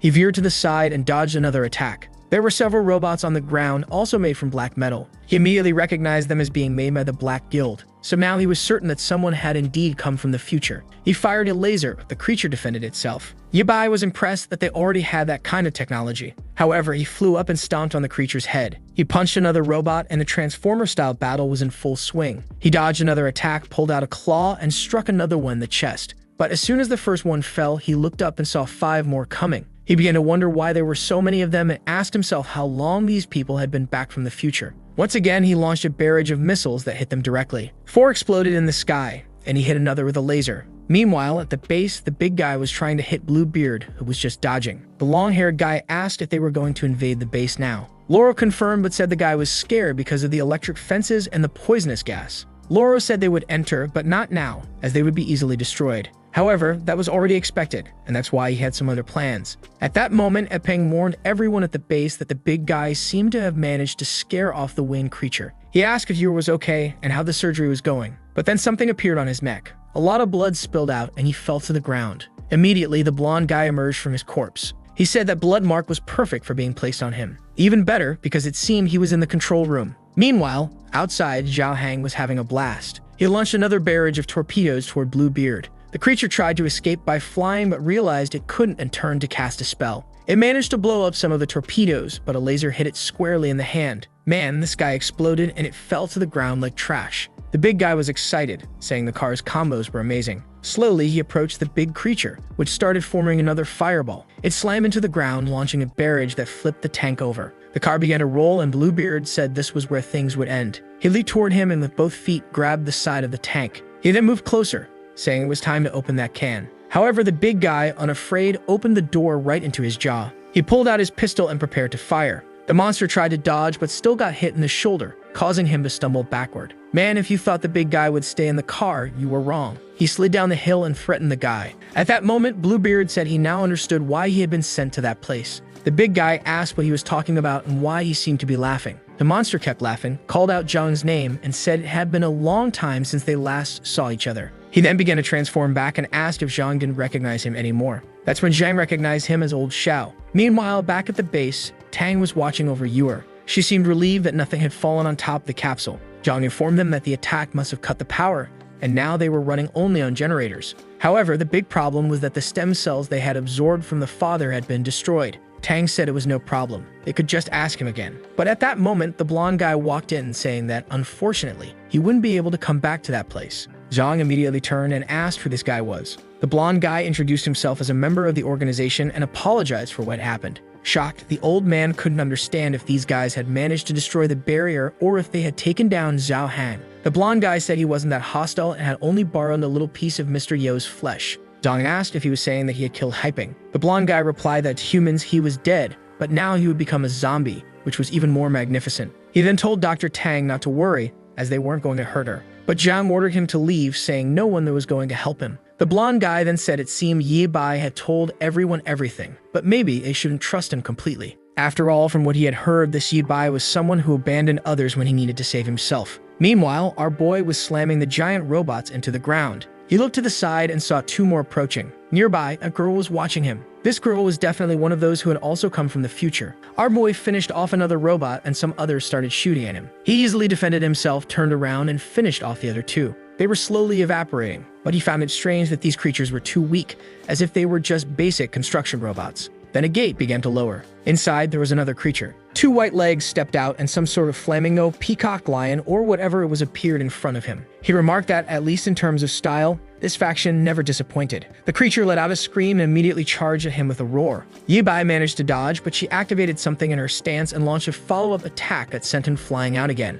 Man, the monster kept sending attacks while he dodged. Then she activated something in her eye and aimed it at him. There was some sort of slowing light and he didn't even need to look directly into her eyes. While he was paralyzed, she launched a barrage of purple fire. Unfortunately, he couldn't dodge in time and the boy was burned. Back at the base, Zhao Hang asked why that guy was still alive. But Bluebeard said it was the same thing he wanted to know about Zhao Hang. He insisted, asking what was happening and why he was with this group. He asked if he had been the one who betrayed them and caused the deaths of Xiao Qi and Ah Kun. Bluebeard said he was involved, but he hadn't done anything on purpose. The big guy then shouted, asking why he had betrayed everyone when they had trusted him like a brother. Bluebeard responded that their thing of stealing from the rich to give to the poor was eventually bound to fail. On what was supposed to be their last mission, they were discovered by the police. However, thanks to the new organization, he was saved in time and managed to rescue his friends who were injured while Zhao Hang disappeared. The big guy asked if he had managed to save Ah Kun and Xiao Qi and if they were alive. Hesitant, Bluebeard said yes, everyone was safe and they should join forces like before. But the big guy shouted, asking what kind of joke this was.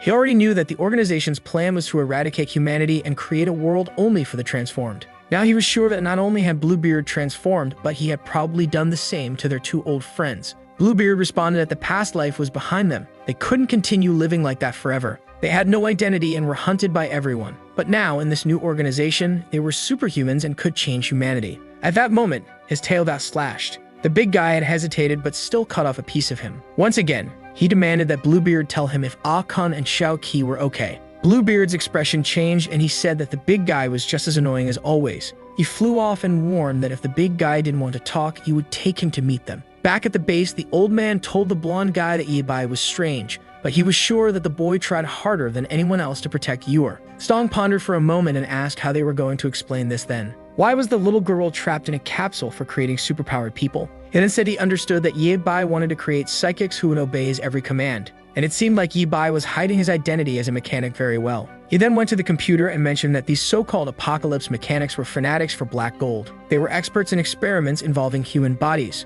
Zhang asked what he was planning to do. Song simply replied that he was helping the boy finish what he wanted. But with a small adjustment, they would turn this girl into a psychic loyal to the black faction. He pressed enter and said that now, with one more ability user, the organization had become stronger. The old man cursed him as human trash and ran at him with an iron bar in his hand. But suddenly, fire came and melted the bar. Jabo was standing next to the blonde guy. He warned him to be careful and not to play with fire in that place. The long-haired guy responded that he was eager to meet the new company, not to mention that he had a special connection with her. The blonde guy then ordered him to deactivate all the defense tools in that place. He said he was on it. However, he started shouting in frustration, saying he was angry because there was nothing to burn in that place. He then spotted Lena on the ground. He asked if he could burn her since no one said they needed to take her alive. The blonde guy authorized it, and immediately he approached her. He told her to scream a lot when she started cooking. He then grabbed her arm, but the place began to shake. The ceiling started to crumble, and the transformed Anne appeared. The old man was startled, and she activated her eye power. Man, in the next second, she had already finished off everyone in the room. The bodies all dropped to the ground.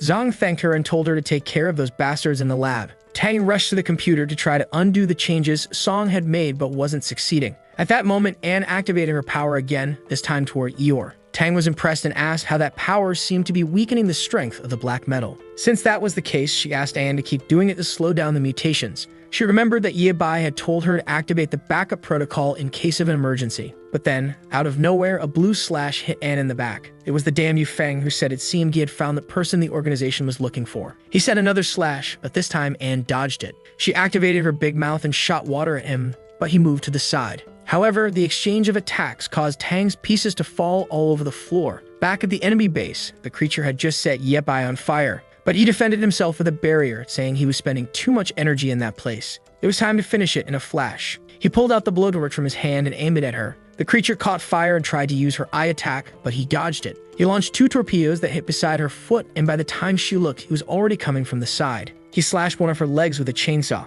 The creature fell to the side, and he immediately smashed her semi-eye. Up above, the white-haired girl was just watching. She commented that he had passed with flying colors. Our boy stood in front of the fire with the creature being devoured by the flames. But suddenly, he looked behind him and activated a laser aimed at the girl. The top of the base exploded. He looked up and didn't see her, but she was soon next to him, saying he truly deserved the title of Master Mechanic. Once again, he tried to punch her, but the damn girl teleported away. She appeared on the other side, saying it was a shame he hadn't joined the mechanics committee. Angry, Yebai wondered why he kept running into people who had teleportation powers. He flew toward her, but the girl just stretched out her hand. At that moment, his robot seemed to stop functioning. He wondered what was happening and why it seemed like he was running out of energy. He then asked if she was a traitor to the committee and what time she came from. She said that once she had been the great sage of the Northern Mountain. She worked with a mechanical council that he should be familiar with. She lowered her hand and Yibai's robot crashed to the ground. He wondered why everything seemed so heavy. She then informed him that this black gold manipulation came from 100 years in the future, so he better stop resisting. The only option he had was to join this organization. Yibai seemed to recognize the name of the great sage of the north. He said that everyone thought she had died since she disappeared out of nowhere, but it seemed she had become a dog of the black organization. He said that by doing this, she was truly a disgrace to her grandfather. Man, this girl was Dr. Zhang's granddaughter,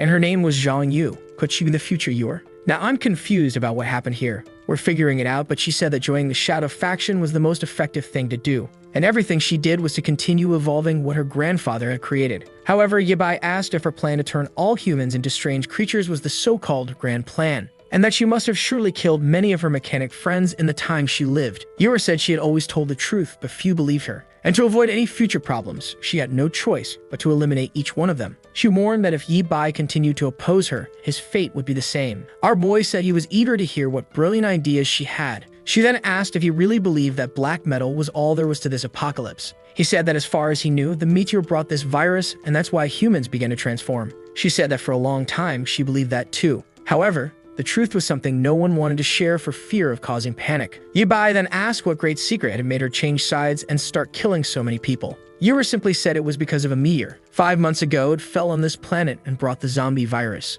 But in 100 years, another meteor just like it would arrive, only this time 10,000 times larger than the first. She explained that the first meteor came only to gather information about the planet, and the second would be the real attack. Even combining all the weapons they had on the planet, it was impossible to stop a meteor that size, especially a radioactive one. And considering that in the future, the war on the planet had left them without any aerial control, they were defenseless. As a last effort, the committee had an epiphany and began building ships to flee the planet. But by luck, she had found the same time travel machine that Yibai had used. Even though the limit of this one seemed to be the consciousness of 2 people, it was more than enough. Angrily, he asked if everyone was going to die. Why was she trying to turn them into zombies? Yura explained that from the moment the first meteor fell, it was inevitable that everyone would eventually transform into creatures. She had only accelerated the process by distributing black gold. To save humanity, they needed to gather all the superpowered people and stop the disaster that was coming. Meanwhile, back at the base, Anne was fighting Yufeng. Zhang was under the rubble when Dr. Tang, unconscious, appeared. Suddenly, Song started showing up, saying that was a close one. He said risking everything like that was madness and asked if everyone was okay. He began pulling Zhang out and said it was good to see he was still alive. Then he mentioned that he needed to take him alive since that was one of his granddaughter's requests.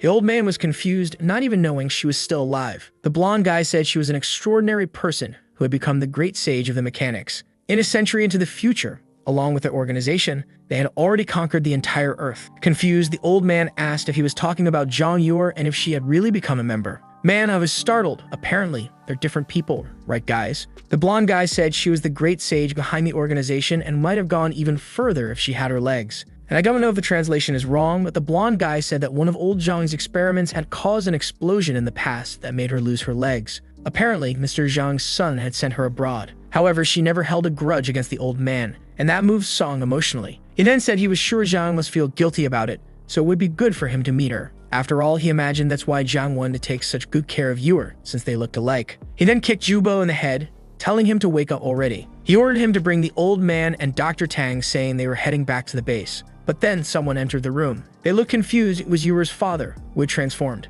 The blonde guy quickly told Jubo to finish everyone off and take them away. But Jubo was on the ground, terrified. Zhang's friend had risen, covered in filth, and was advancing on Jubo. He tried to throw flames, but the creature seemed immune. Zhang woke up and saw Xiaoxing protecting her once again. The blonde guy kicked Yuer's father, saying that at such a crucial moment, things couldn't go wrong. The old man called out for aping. But right at that moment, Yuer's capsule began to glow. Meanwhile, Lena was watching Anne, all beaten up outside, and Yufeng was taunting her, telling her to give up because she couldn't compete with him in terms of speed. Even poor Zhang was unconscious. Bluebeard said he had taken it easy on him, but it would be better if he became a superhuman quickly because he'd be much stronger. But then energy appeared on his back. From the middle of the base, a green laser shot up into the sky. Back in Yibai's battle, he told Yuer to stop making excuses. This idea of risking all of humanity for a meteor didn't seem logical. But she explained that the second meteor followed the signal sent by the first one, and that's why it was inevitable that it would eventually collide with Earth. They had no way to escape, and everyone would have to become extraordinary creatures to survive. Confused, Yibai asked what her plan was then. Was it to gather a bunch of black gold or create a bunch of superhumans?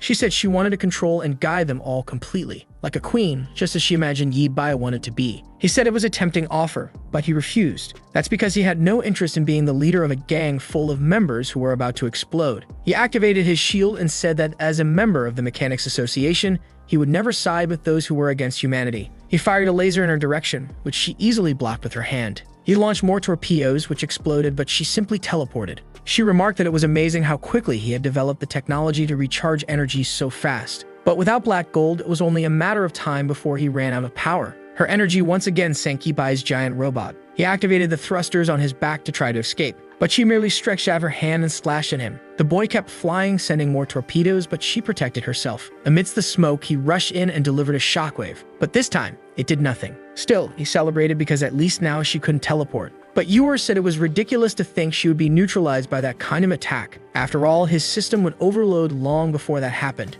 Yibai insisted, saying that if he could take her to the next life, it would be enough. But Yuer asked that his priority wasn't self-preservation. He kept attacking, saying he would never be controlled by others. Yuer then asked why he had joined the Mechanics Committee. He replied that at least the committee could distinguish between the horrors of humanity. They believed in continuing to search for a way to save the people on this planet. But she pointed out that so far, all he had done was get revenge on Ruoxi. The protagonist said that was fine because he had 100 years to figure out something more. She kept insisting, saying he should remember humanity's greed. But then the voice said it was ready. Both of them were startled, and Yuer appeared flying with a butterfly wing in the sky. Yibai immediately recognized her. He asked why she had become an extraordinary creature. Yuer said it was ironic for him to talk about resisting powers when he himself had created a creature. However, Yuer clasped her hands together and purple energy began to flow from the other girl. The power was heading toward her, and Yibai wondered why the black gold seemed to be dissipating. She fell to the ground, questioning how this was possible. Meanwhile, Yibai was trying to understand how she was able to absorb the black gold. Yuer explained that she could completely extract the energy from any zombie and that she could help everyone. Startled, he said, however, that she didn't seem to be doing well. The little girl responded that she knew her body wouldn't hold out much longer, but she already knew this was inevitable, with or without the transformation.